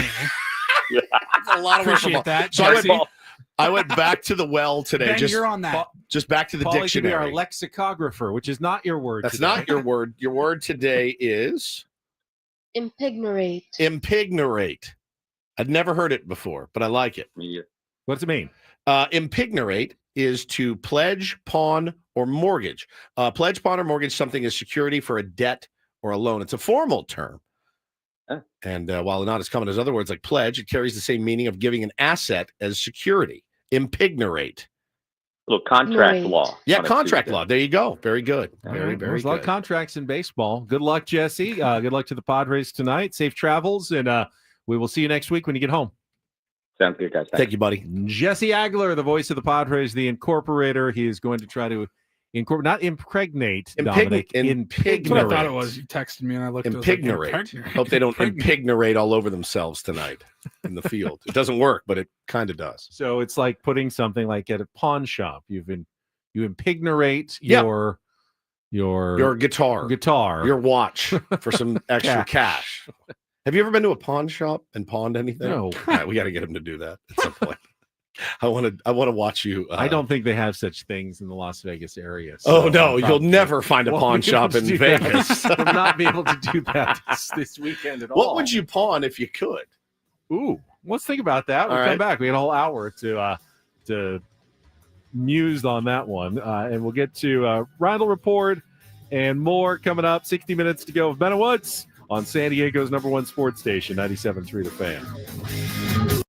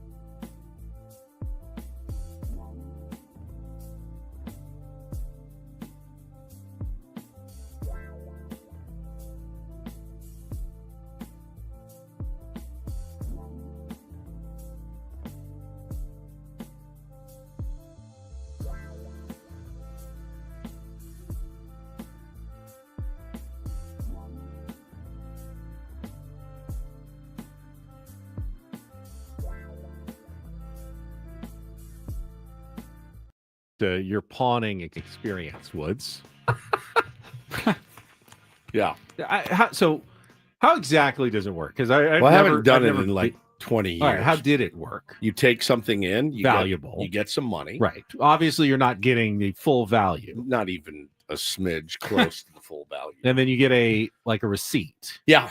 And then like a pawn slip. Then how long do you have before they're allowed to sell it? Is there like it's longer than 30. Is it? Yeah. And you can pay down hey, let me get an extension. Maybe it's 30. I don't know. I never got that far. Always would just go back and get it. Yeah, because you'd be like, Your hey, next payday. we're going out tonight. I'd be like, I don't have any money. You're just looking for a float until your next payday. Yeah, it's just Google says you typically get 30 days. 30 days. But you can go in and extend it, pay 10% of it or whatever. With the option to extend this period by paying interest or renewing the loan. They want you to do that, by the way. Right. They want to keep juicing it. And then go back and pick it up. Because you asked me, what would I pawn? Yeah, what do you? And if I was sure that I was going to get it back, well, yeah. I mean, I never pawned anything I wasn't sure I was going to get back. Okay, because I wouldn't want to pawn something I was afraid that, but if I can't come up with the money, I'm going to lose this thing. Right. Because you can always just say, oh, well, take it. Just take it. Yeah, if you didn't want money, it, right? Yeah. You're off the hook, right? Yeah.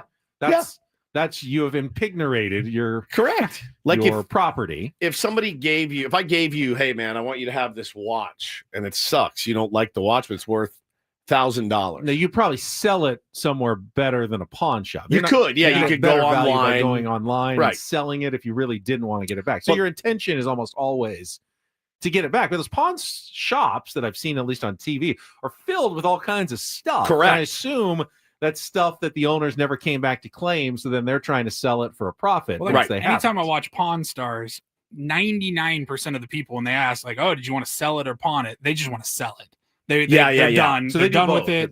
They found it, or it's been collecting dust, and they're like, just get it out of here. They're not looking to get it back in 30 days. Yeah, people always say, the Civil War pickle. I feel like that's more of an Antiques Roadshow thing than a pawn shop thing. They're not going to give you so honestly, for that. Your Lakers championship ring would get pawned. So that's what I was thinking, because I don't ever wear it, so I wouldn't miss it for a month if I knew I was going to get it back. I go years without wearing that thing. I know exactly where it is. What do you mean you go years without wearing it? I just don't wear it in public. I have my Lakers championship ring from my grandfather. Right. But I don't wear it out. So I wouldn't. You don't go years between. You've never worn it, right? I've worn it twice. Wait. Like in your room. Only when people ask me to bring it to work and wear it. But you've never worn it out. But I've never worn it. Like I'm going out tonight. I'm going to put my Lakers championship. It's a good bit if you can do it. But it's a good bit. So I know where it is, and it's precious. Hi, I'm Kurt Rambis. So I want to make sure I was getting it back, but I feel like all right, it's somewhere else for 30 days, and I'll just go get it later. Yeah. That would be fine. Yeah, if you really ran up against it, I don't have any idea really what it's worth. I don't either. So, that one again. Look it up, Paulie. Well, what year it always is it? changes. If it's Kareem Abdul-Jabbar's ring is going to cost. It's going to be more than Team Doctor. But it's the same ring. It's just not. I don't think it's as valuable. Does it have your grandfather's name on it? It does. It does. Okay. Yeah, so this is the Team Doctor for the Lakers. His championship 1972. ring. Wow, it's crazy. I mean, I have no idea. I wonder what it would. I mean, at a pawn shop, they're going to give you $100 for it. And Adam says if you're serious about selling it, which I'm not, but he says a pawn shop isn't the place, like Heritage Auction or something like that. But I'm not planning on selling. I'm not kidding you. As a bit, you should take it in, see how much they'd be willing to give you. My guess, it won't be more than $100. Wow, really? They'll ask you, hey, what are you looking for? You'll say $500 at a minimum. They're going to give you $100 for it. And then they'd be laughing. Oh my God, we just got this for $100. Yeah. No. And if you drop dead, that'd be dumb. Yeah. If you drop dead, if you leave the pawn store and get hit by a bus, they just got a Lakers championship ring for $100. Yeah.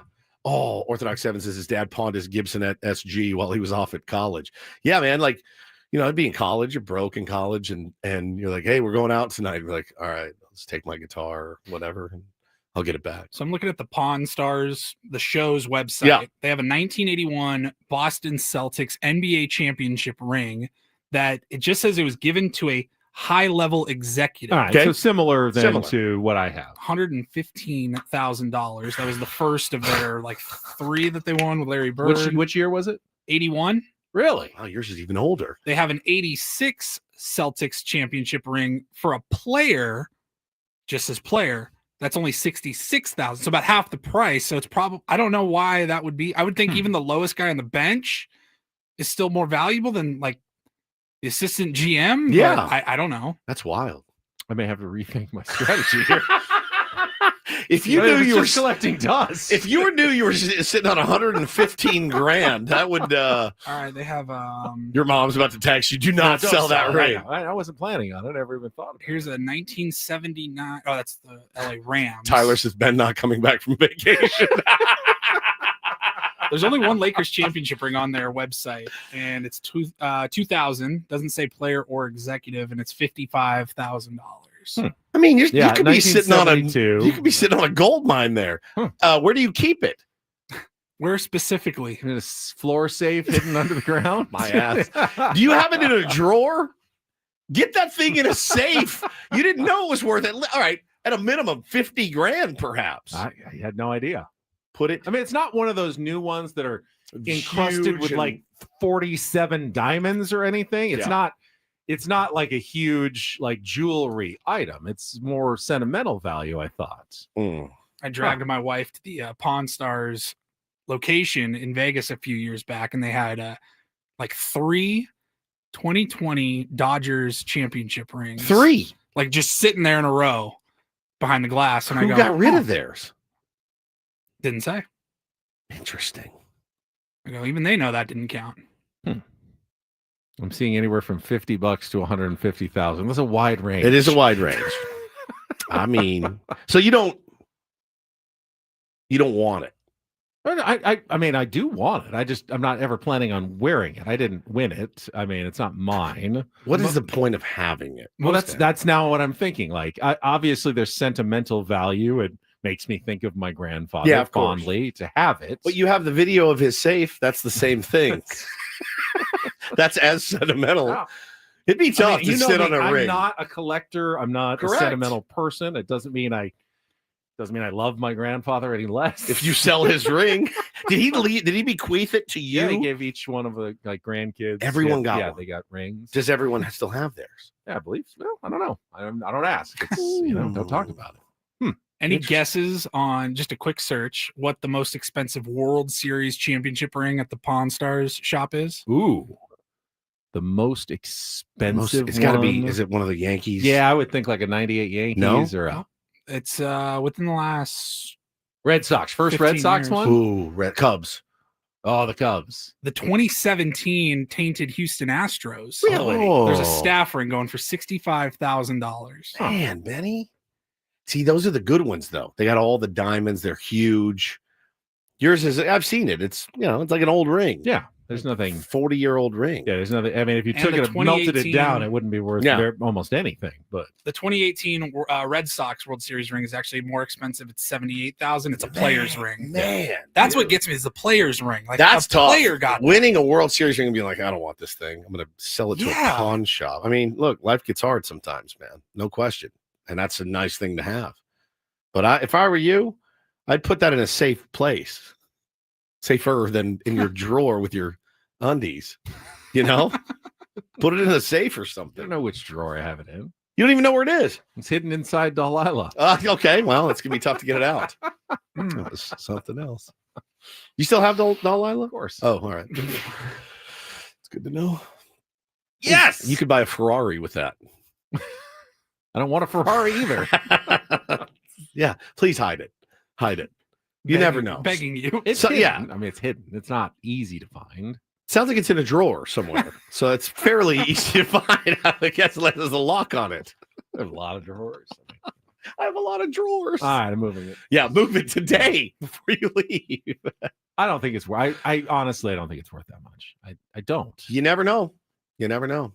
I'd be shocked if it wasn't worth at least $10,000. Oh, at least 10 minimum. grand. I'd say at a minimum $10,000. A championship ring from the Los Angeles. I wouldn't Lakers. sell it for $10,000. No, I don't think you should. I mean, when I heard what's your bare 100, minimum? Yeah, what's your bare minimum? 50? I don't know. Yeah, if it was worth 50, I'd have to think about it. I guess. Wow. Yeah. Nice to be sitting on. I never really considered it though. Nice to be sitting on $50,000 potentially. What's It's that like? always nice. Yeah. What's that like? That's interesting stuff. No, but yeah, you don't want to get to the point where you're having to pawn stuff for ever. Somebody in the chat goes, reminds me of my college days having to sell plasma. I'm like, oh yeah, did that too. You did that too? Oh yeah. How much you get for that? Like, what'd you get? $25, $30? $60 on your first one. I did when I lived in the dorms. So bad. I needed money. But it was money to go see Blink 182 and buy a longboard. Yeah, exactly. The walk from Zura dorms in San Diego State to like the nearest Ralph's was like 15-20 minute walk. Yeah. I'm like, this would be a hell of a lot easier on a longboard. Yeah, 100%. All I have to do is give some plasma. You never had to do any of that, huh? I did not. Wow. You never wanted for food or anything in college? No, I mean, I was on the meal plan. He's the only kid in college who didn't eat outside of breakfast, lunch, and dinner. Pretty much. Yeah. El Carlos has a good idea. We could bring an appraiser in studio. I feel like they're going to shortchange you, though. Well, I'm not saying I'm going to sell it to them, but they could advertise their services by coming in and say, "Hey, I'm an appraiser, and if you need my services," and then come in and we could bring in all of our junk. We could each bring something to get appraised by the appraiser. I find that fascinating, actually. I do too, actually. What would you bring? I don't know. One of my guitars, maybe. I'm trying to think of like what the most valuable thing I have is. I'll bring the pickle too. Bring the pickle. Bring the pickle and the ring. Let's find an appraiser. I think that'd be a good bit. Actually, bring us your ring. I'll get your ring today. We'll do it while you're off here, while you're in Vegas, and then we'll let you know how much it's worth. All right. Hey, by the way, I sold your grandfather's ring. I don't trust you. Here's your cut. Here's your cut. Can you imagine? I can't. Ben comes back on Monday. Here, it's $25,000. Just shut up, man. Here's your money. You're really gonna complain? Don't worry about what we got. We did all the legwork. A middleman. Yeah, you need a middleman. San Diego's concierge right here at your service. Whatever you need. I got you, buddy. Yeah, I think bring the pickle in, bring the ring in. Yeah, they don't just, this is a good point by Adam. You have to find an appraiser with expertise for each item. So a Civil War pickle appraiser is different than a ring appraiser. Great. Yeah, it's great. Rick on Ponsters. I got a guy that specializes actually in Civil War pickles. Let me give him a call. I'll give him a call. Have him come down to the shop and check this out. You mind sitting around for a few minutes? Yeah, no big deal. Major announcement out of Petco Park, now official. We will share that with you.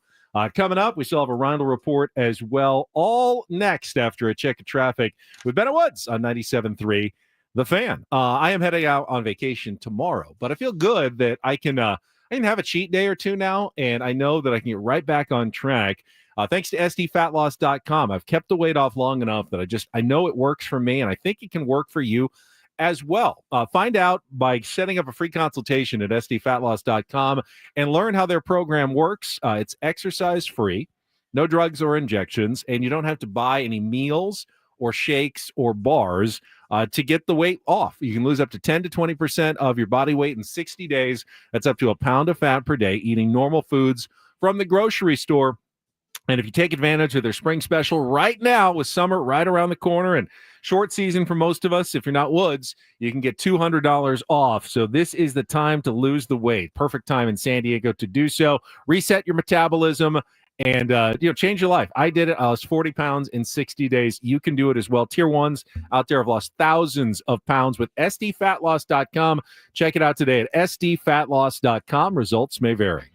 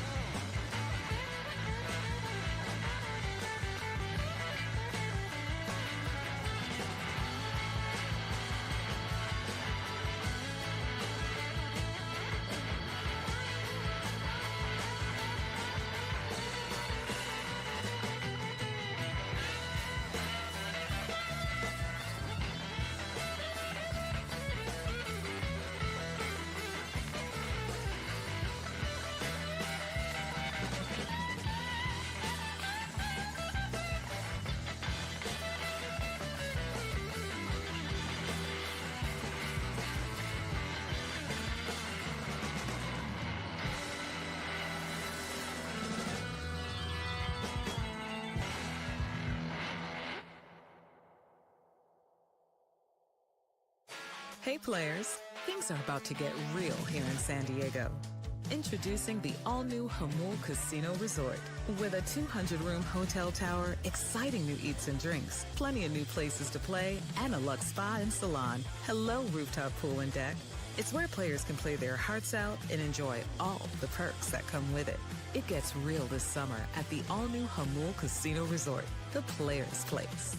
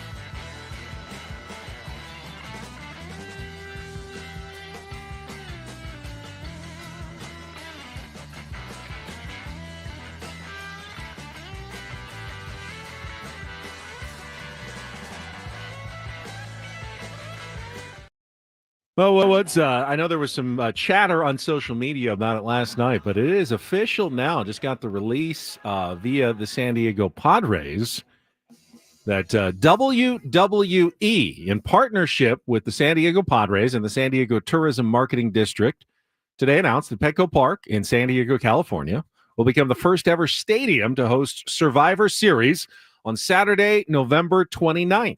This marks the first WWE premium live event to be held in San Diego since 2008. And this is fresh off yesterday's WrestleMania, or this weekend's WrestleMania 41, that WWE has announced is the most successful, highest grossing event in the promotion's history. They drew 124,693 fans over 2 nights at Allegiant Stadium to see Seth Rollins defeat Roman Reigns and CM Punk in a triple threat match. And John Cena headlined the second night, beating undisputed WWE champion Cody Rhodes to win his record-breaking 17th World Championship. What's the name of it? Survivor Series. Survivor Series. I feel like we're living that right now as Padres fans. So it's only fitting that it's at Petco Park.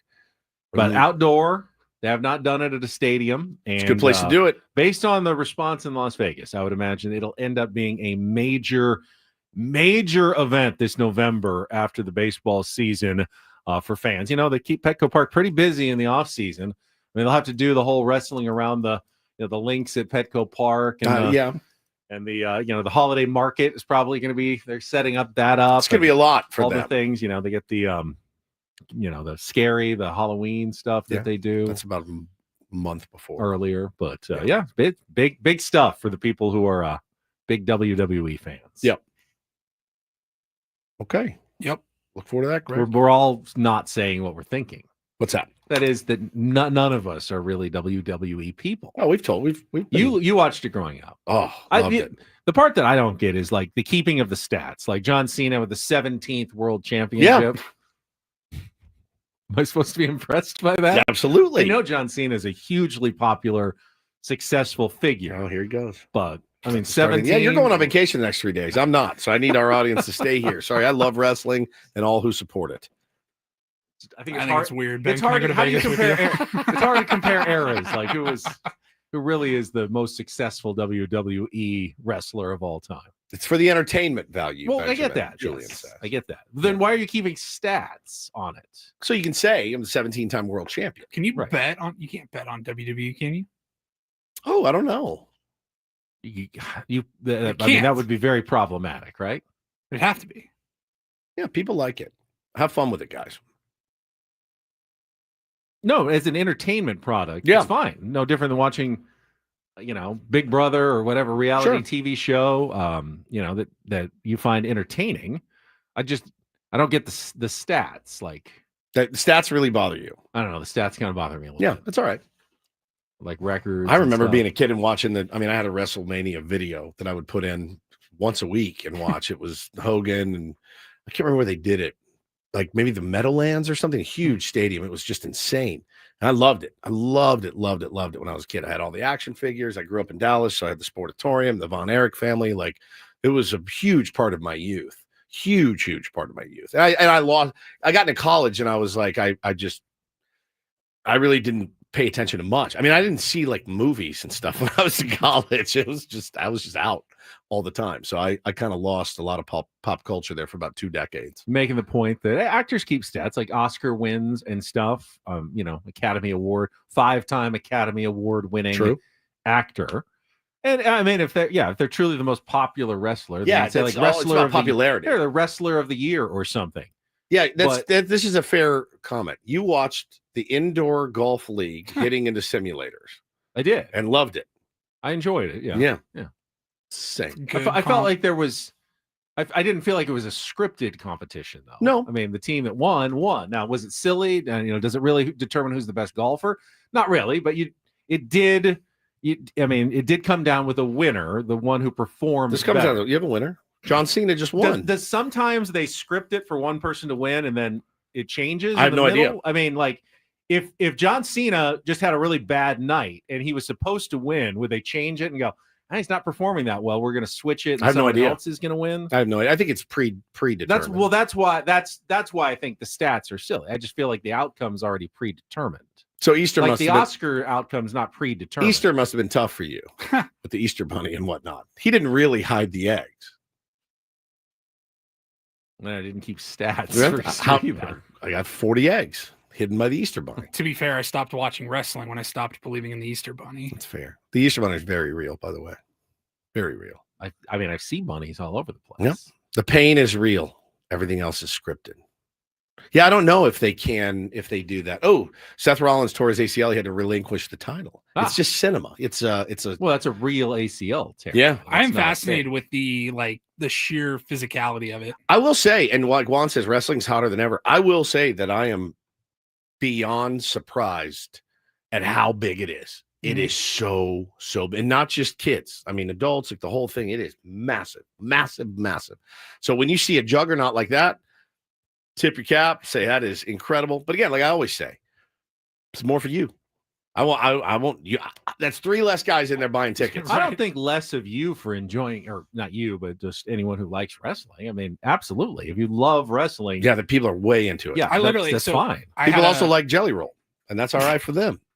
I had a buddy, my boy Jay, was out there both nights, WrestleMania. Oh, yeah. He was posting all the pictures. Lost his mind. Looked like he was having the greatest weekend of all time.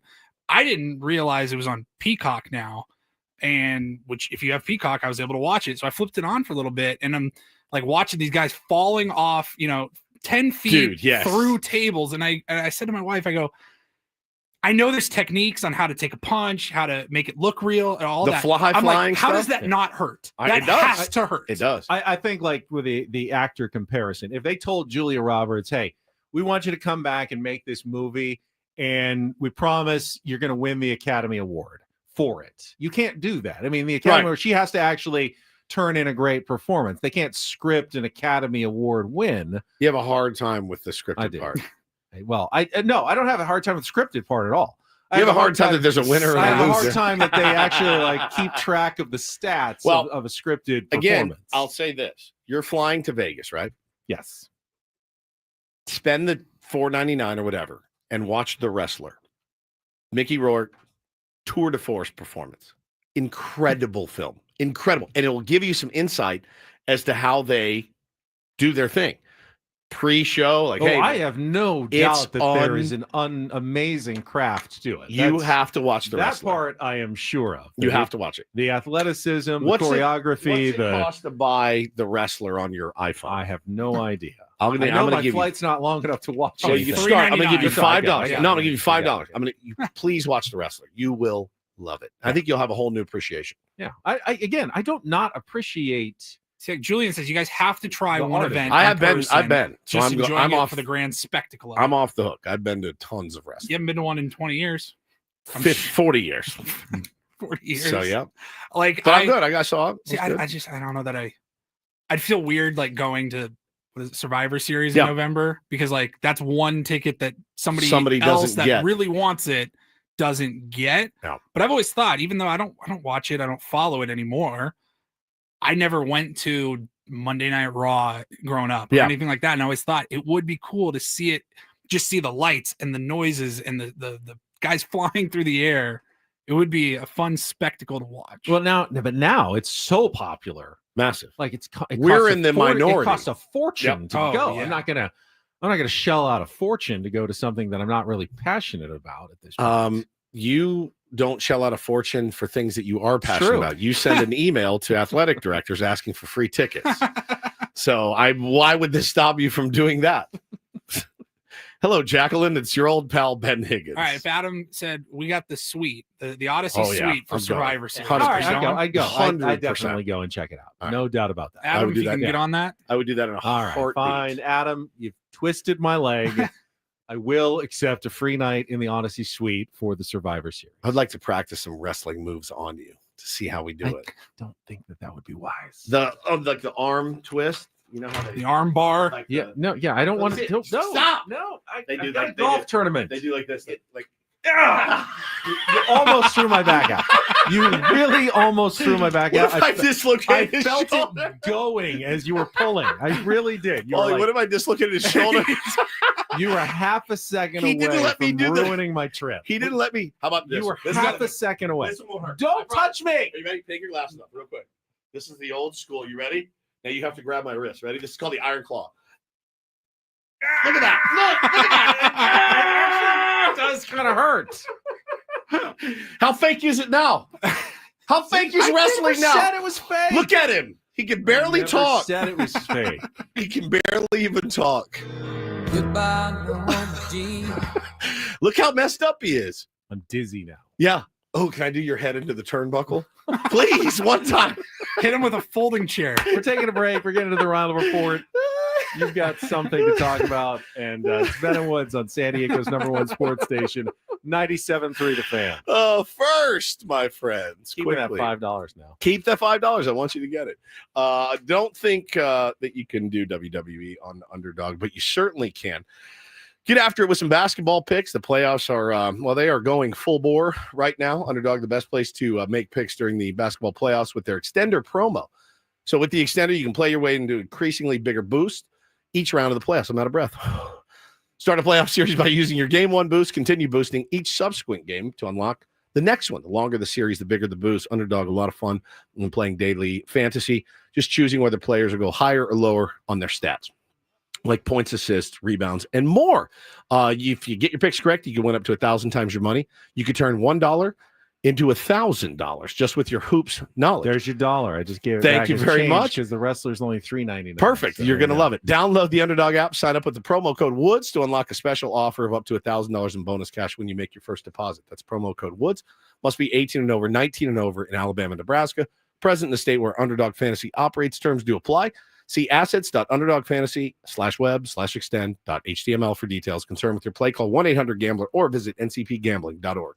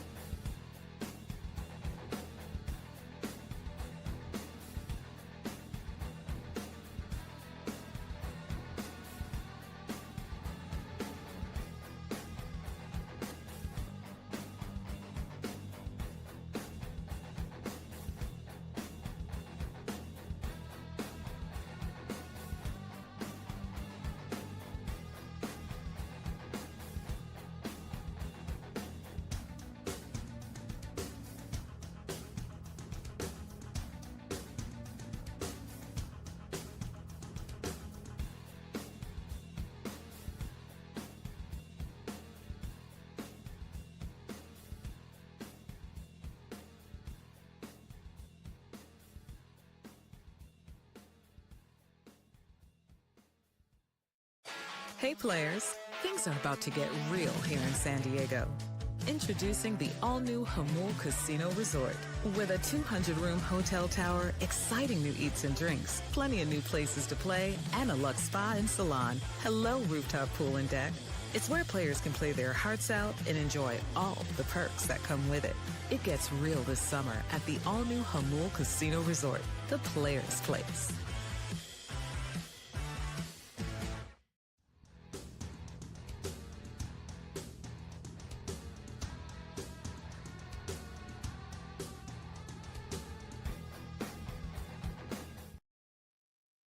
All right, we got another winner of the Elton John tickets. Who was it, Paulie?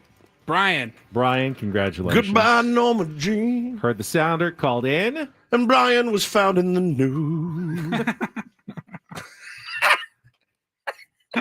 Brian is fully clothed and now headed to Elton John. I said Brian was found in the nude. Same ballpark as the Survivor Series. That's right. Petco Brian Park. had so much fun.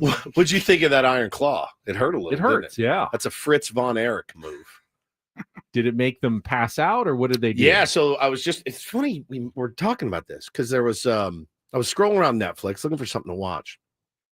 And there's some 7-part documentary about like the dark side of Hollywood or something. And I scrolled to the very last one. It was about the Von Erich family. Now I've told you the story about the Von Erichs, the movie Iron Claw. Yeah. I didn't really like the movie that much. They literally left out an entire brother. They left out a bunch of stuff that they needed to address and they didn't. But having grown up in the Dallas-Fort Worth area, those guys were my heroes. Those were my Tony Gwynns, right? Like when I was a kid, I didn't have a dad. So like I watched wrestling with my grandmother. That was my Tony Gwynn when I was 5, 6, 7 years old, was Kerry Von Erich and Kevin Von Erich. And when all of the tragedy, befell them, suicides and drugs. And I mean, it was just insane. There's one brother left out of 5. It's crazy. One brother got electrocuted by grabbing onto an electric fence when he was 6. It's gnarly. Like the family is gone. It's the most cursed family of all time. But I'm watching the thing and they were talking about Fritz. Now he decided, Ben, he's like, I need a shtick. What's my shtick going to be? I'll be a Nazi. I'll just be Fritz von Erich, the Nazi. So he would go around as like the Nazi. So he invented the Iron Claw. And they used to have he would have little sharp things that would make them bleed a little bit. So he would squeeze your head and blood would be trickling down the side. And it was really, I mean, you're talking about the 50s. Like this was really, really legit. So I watched that like 2 days ago. So that's why I knew how to give you that Iron Claw. Do you want to feel it again? I'm surprised. So they actually would make them bleed. Yeah, as real part of blood. the show. Yeah, real blood. See, Adam said the movie was great. It wasn't a documentary. I disagree fully. I know it wasn't a documentary, but when you leave out an entire brother who also was stricken by tragedy, it's weird. Hey, we're the Von Erich family. Moneyball, and that wasn't entirely accurate I either. I had held them to such a higher standard of like what I wanted to see from that movie. I thought the guys that did it did a great job. You're somewhat being unfair about it. I think I was. Yeah, and I admit that. There's no Peter Brand in the Oakland A's organization. Right, they mixed There's two Paul guys together. DiPodesta and some other people all combined into a character. But we liked the movie and we enjoyed it. But I didn't grow up as a Paul DiPodesta fan. You know what I mean? I did grow up as a Von Erich fan. So had I grown up as Paul DiPodesta fan, I would have been like, "Where's Paul DiPodesta?" Not many people did. But it was interesting, man. It was interesting. If you didn't win the Elton John tickets, remember we'll have more to give away the rest of the week. You can also go to Ticketmaster.com. It is May 9th, and proceeds from the show go toward cancer research in San Diego. It is Elton's only planned U.S. appearance this year. All right, let's check traffic, and then Paulie's got some Reindl Report headlines to wrap up the show next. From the 855 Get Ross Traffic Center, protecting San Diego after accidents or injury, here's Kelly Danick. What is up with westbound King Freeway this morning? Got a new crash near 25th Street. Couple cars involved there over the right shoulder. We also have an accident southbound 5 before Imperial, which a vehicle went up the embankment. Looks like you got lanes partially blocked there. Tow truck is rolling up to assist with that. That's South 5, just before Imperial. I'm Kelly Danick with Ben and Woods, San Diego's #1 sports station, 97.3 The Fan. And get things started here with our today's edition of the Reindl Report. Now tuned into the greatest. Welcome to the Reindl Report with Paul Reindl. Hi, Paul. All right. 2 stories from the world of sports that we haven't gotten to yet. We'll start off in Major League Baseball. And 1 story that you didn't know you needed. Are you laughing, biatch? It's the Reindl Report Hey, Paul, how you doing? Okay, how are you? on 97.3 The Fan. Are you ready to bless the mood? I need some help, please. That was good. Can I get a oh yeah? Oh yeah. All right. All right. All right. Good morning, gentlemen. How we doing? Great. I'm looking at a screenshot of me giving Ben the iron claw. Jordan clipped, and it's so good. It's so good. Yeah, I'm gonna have to do some clipping Yes, of for that whole sure. segment a little bit later on today. He was shook by my iron claw. Did it hurt a little? A little bit. Little Yeah. bit, no, yeah. I was- yeah. You can see how effective it would I be. was worried that whole segment you were going to injure me just in time for my vacation, which starts in now 20 16 minutes. I would yeah. have felt so bad had I pulled your shoulder out of socket like Fernando Tatis Jr. Oh, can you imagine? He just can't play He golf. can't play golf. That would have felt so That would bad. actually, he would finally snap. He would. He would have Might. killed me with his Yeah, left he hand. That would actually finally get He him. beats me to death with his left After hand. Scott beat you to death, After too, Scott because beat he's me. counting on me as well. So, It's funny, but it's not funny. Oh man. Go ahead, Ben and Paulie. Scott tag team. Just beat me to death. Death match, cage match. That's Survivor God. Series. All right, let's see. I want to start in the NFL. I always think these stories are fun. Cam Jurgens signed a 4-year, $68 million contract extension with the Philadelphia Eagles. And of course, he was asked, what's the first big purchase when you make a $68 million contract? Got to be a new car. Now, Got to be. His was extremely practical, unexpected, Roth IRA. closer. Here's what he had to say. Hey Cam, congrats. Last year, Landon told us his big purchase was the mower when he got paid. A Do you mower. have anything in mind for yourself? I haven't given it too much thought. I feel like I fly a lot, so I might look into this thing called like TSA pre-check. So like that sounds like it's a good idea. I'm kind of tired of waiting in lines. I think I could afford that. So I don't know. I think I'm gonna look into TSA pre-check next and see if I can get that done. That's feel fantastic. like I don't. I mean, obviously, he didn't have a giant contract, but even on an NFL minimum salary, the $76.75 for 5 years was probably within his grasp before. Imagine thinking he's broke and he's like, Extension. Jesus, I can finally afford pre-check. Like, buddy, it's You can $70. afford a private jet, bud. Yeah. You don't need pre-check anymore. He's like, he's been waiting. And just, no, I shouldn't do it yet. I'm not wealthy enough yet. Is Still that on really his what it previous is? contract? His wife's like, can we It's just like get $70 pre-check once? It's how much? Like $70. I mean, it's not the cost. It's filling out all the paperwork. Yeah, and you have to go and like actually have an appointment. Yeah, I failed mine. set I told you. Make sure you're on the up and up. I flunked mine when I did. I will be using mine tomorrow. You're lucky. I can't get it. The TSA pre-check application fee is typically $78 with renewal costing $70. Man, I'm going to reapply. Good luck. Thanks. Probably worth it. Probably. I think if you fly more than I need once to get, a year, it's worth it. I need to get my next big contract, and then I'll do it. 4-year, $68 million That's right. That's right. extension from Odyssey. Radio money. All right, we will move on. So let's see. Benny is leaving us here in 15 minutes. Oh, he's so happy he's already gone. Well, I'm actually going to work still bummer. after this today, so I'm not quite gone. You're going to be gone for the rest of the week on our show. Probably not going to get a ton of NBA coverage over the next 3 days. I did see I'll give that. you some. I'll give you Please some. keep everybody updated. I did see some good news. Dame Lillard has been cleared to play tonight. Correct. He's been out for weeks, if not a had month. had the blood clot man. issue and was on the blood thinners, but he got off the medication and they've cleared him to return just in time with the Bucks trailing the Pacers 1-0 in their series. That's 4:00 tonight. And then great game last night. Kawhi Leonard. He went off last night, huh? He made 15 of 19 shots, 39 points, season high. And the Clippers stole one on the road at Denver to even up that series. That's awesome. And now they'll be coming back home for the first ever playoff game at the Intuit Dome. That's been for by game far 3. the best series. Oh, by so far, that's been the best series. And then pretty must-win game for the Lakers tonight after getting bodied in game 1. They are home for game 2 against the Timberwolves. If they go down 2-0 and then have to hit the road to Minnesota, all the laughing about how bad the Luka Doncic trade was, it's not a great trade for the Lakers if they flame out in the first round series here either. I was just gonna say that's kind of important. And I saw yesterday, like, oh man, is this important to LeBron's legacy? You're giving a top player like Luka if you don't pull it off.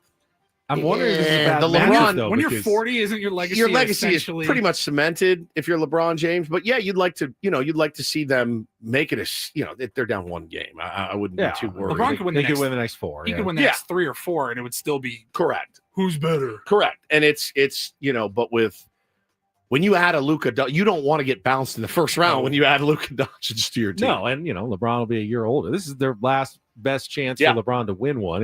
He's not getting any younger. So big game tonight for the Lakers. That all you got for the rest of the NBA? That's it. Okay. Yeah, that's pretty much all I got. And then finally, now this story's a little bit visual, but I think the audio plays well as well. Now, did you guys see the viral video, the interview on the news going around over the last couple of days from Australia? Did you see this, man? It was a news segment. No, this is going to get you. This is going to freak you out. I promise you I did not put anything under your tongue when I gave you the Iron Claw. This is from 7 News, Queensland. You're going to feel like you're on mushrooms. Now, it was a very serious story. Very.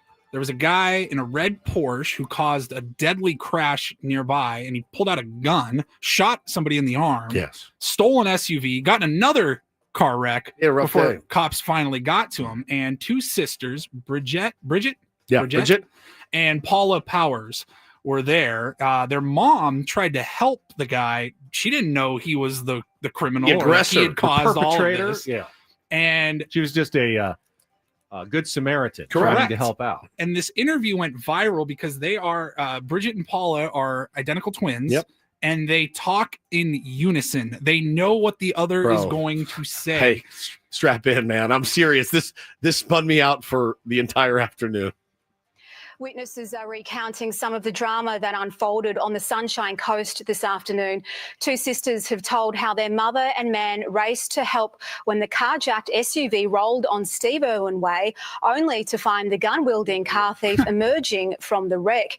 Here's some of what they had to say. And one guy, he was up there with our mum, and he went up there. And he was coming back down towards us, and he goes, "Run! He's got a gun!" Oh my God! And our heart started to pound, and I said, "Oh, Mum, where's Mum?" And poor Mum was stuck up there, but apparently our brave Mum, she goes, "Are you all right?" Because he had all blood all over his face, and he goes, "I'll shoot you." She goes, "Hey, I'm here to help." And Mum distracted him to make him look the other way, and he looked the other way, and Mum ran into the bush behind the fence. And the guy goes to her, "I'll find you and I'll shoot you."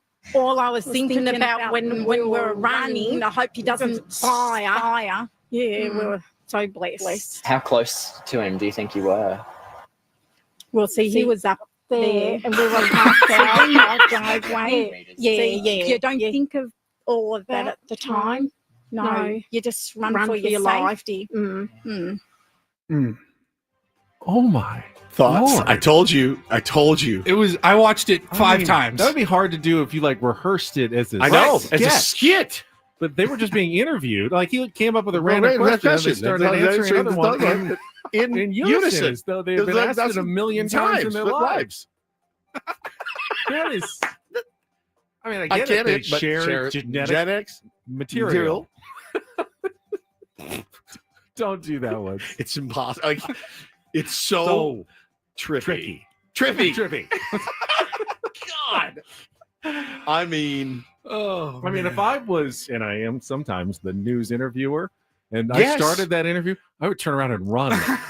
Be like, "Oh, is that my phone? I gotta go. Breaking news somewhere else." Bro, I'm telling you, crazy. I saw it yesterday. So, somebody tweeted, "Hey, you're not going to be prepared for what you see next." So I'm like, "All right, I'll try it." I watched it and I was like, I'm having a massive flashback right now. And I know this is completely unfair. I'm also somewhat disturbed by the newscaster speaking with her Australian accent, which I know is just how she talks, Right. because that's how they talk. But I always feel like Australians are like putting on an Australian accent. You think it's an act? It's a bit on Steve Irwin way.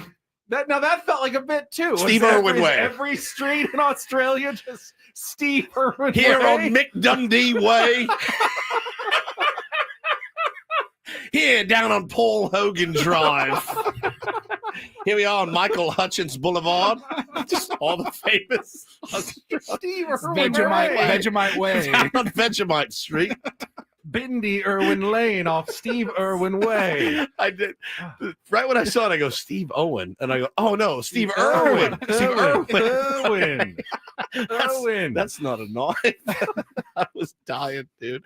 I could Cheers, not, mates. I could not believe it. I mean, I watched it like 3 times and I thought to myself, do I even bother sending this to the fellas? Because it's so Traffic is backed up on the Shrimp on the Bobby Highway. Bro, oh my God. But one clearly led the convo, and the other one was the one that jump in here and add it to this. I mean, but it's still, there's one part where they're in. She goes, "Are you all right?" Because he had all blood all over his face, and he goes, "I'll shoot you." She goes, "Hey, I'm here to help." Incredible. It's creepy. It's creepy. And they're in matching identical scrubs or something. Were they nurses? I have no idea. Yes. Oh, I'm so glad you played that, Paul. I knew I really kick am. out of that one. You may need to pull out a drop or two. Oh, run! He's got a gun. Run! He's got a gun. I couldn't agree more. I could not Goes, agree. "Hey, I'm here to help." And Mum distracting him to make him look the other way. I just. Purple said, "Did I have a stroke?" What was that video? I know. People in the chat like, Paulie, there's an echo. I mean, it did feel like it felt like perhaps there was some sort of filter, like some sort of duplicating filter. Think of it as an echo now. Play it again and think of it that there's an audio malfunction. And our heart started to pound, and I said, "Well, Mum, where's Mum?" And poor Mum was stuck up there, but apparently our brave Mum, she goes, "Are you all right?" Because he had all blood all over his face. Do you think they talked afterwards and go, "Why did you keep this? Why are you copying me?" That would be such a great twist if one of them hates it when the other one doesn't. She's like, "Watch this." Doing that. I hate We when can talk you at do separate that, times. We're different people, bro. I am tears streaming down my face. I'm sweating. Oh. Well, see, he was up there. And we were halfway when you're driveway. Yeah. You don't think of all of that at the time. It's so good, man. Oh, God. They're not like a conjoined twins, right? They're separate. Oh, God. One of their husbands is like, "Will you shut up? God, I'm begging you." Can you imagine? You're always around here. You're Christmas sniffing dinner around at the table. I can't. You separate them. You have to separate them this year. You have to separate them. I gotta go. crap. I am dead. I am fully. We all fully get dead. to go. Have fun on your vacation. Have fun, dude. Benny. Come back tomorrow. Short show, but you got Michael King on. That's right. Definitely have fun with Michael. Say hello for me. Sure will. And I will be back on Monday. Everybody, appreciate you all. We will talk to you soon. Braden's up next for Paulie Reindl and Stephen Woods. I'm Ben Higgins. Have a great rest of your day. On San Diego's number one sports station, 97.3 The Fan. So long, everybody.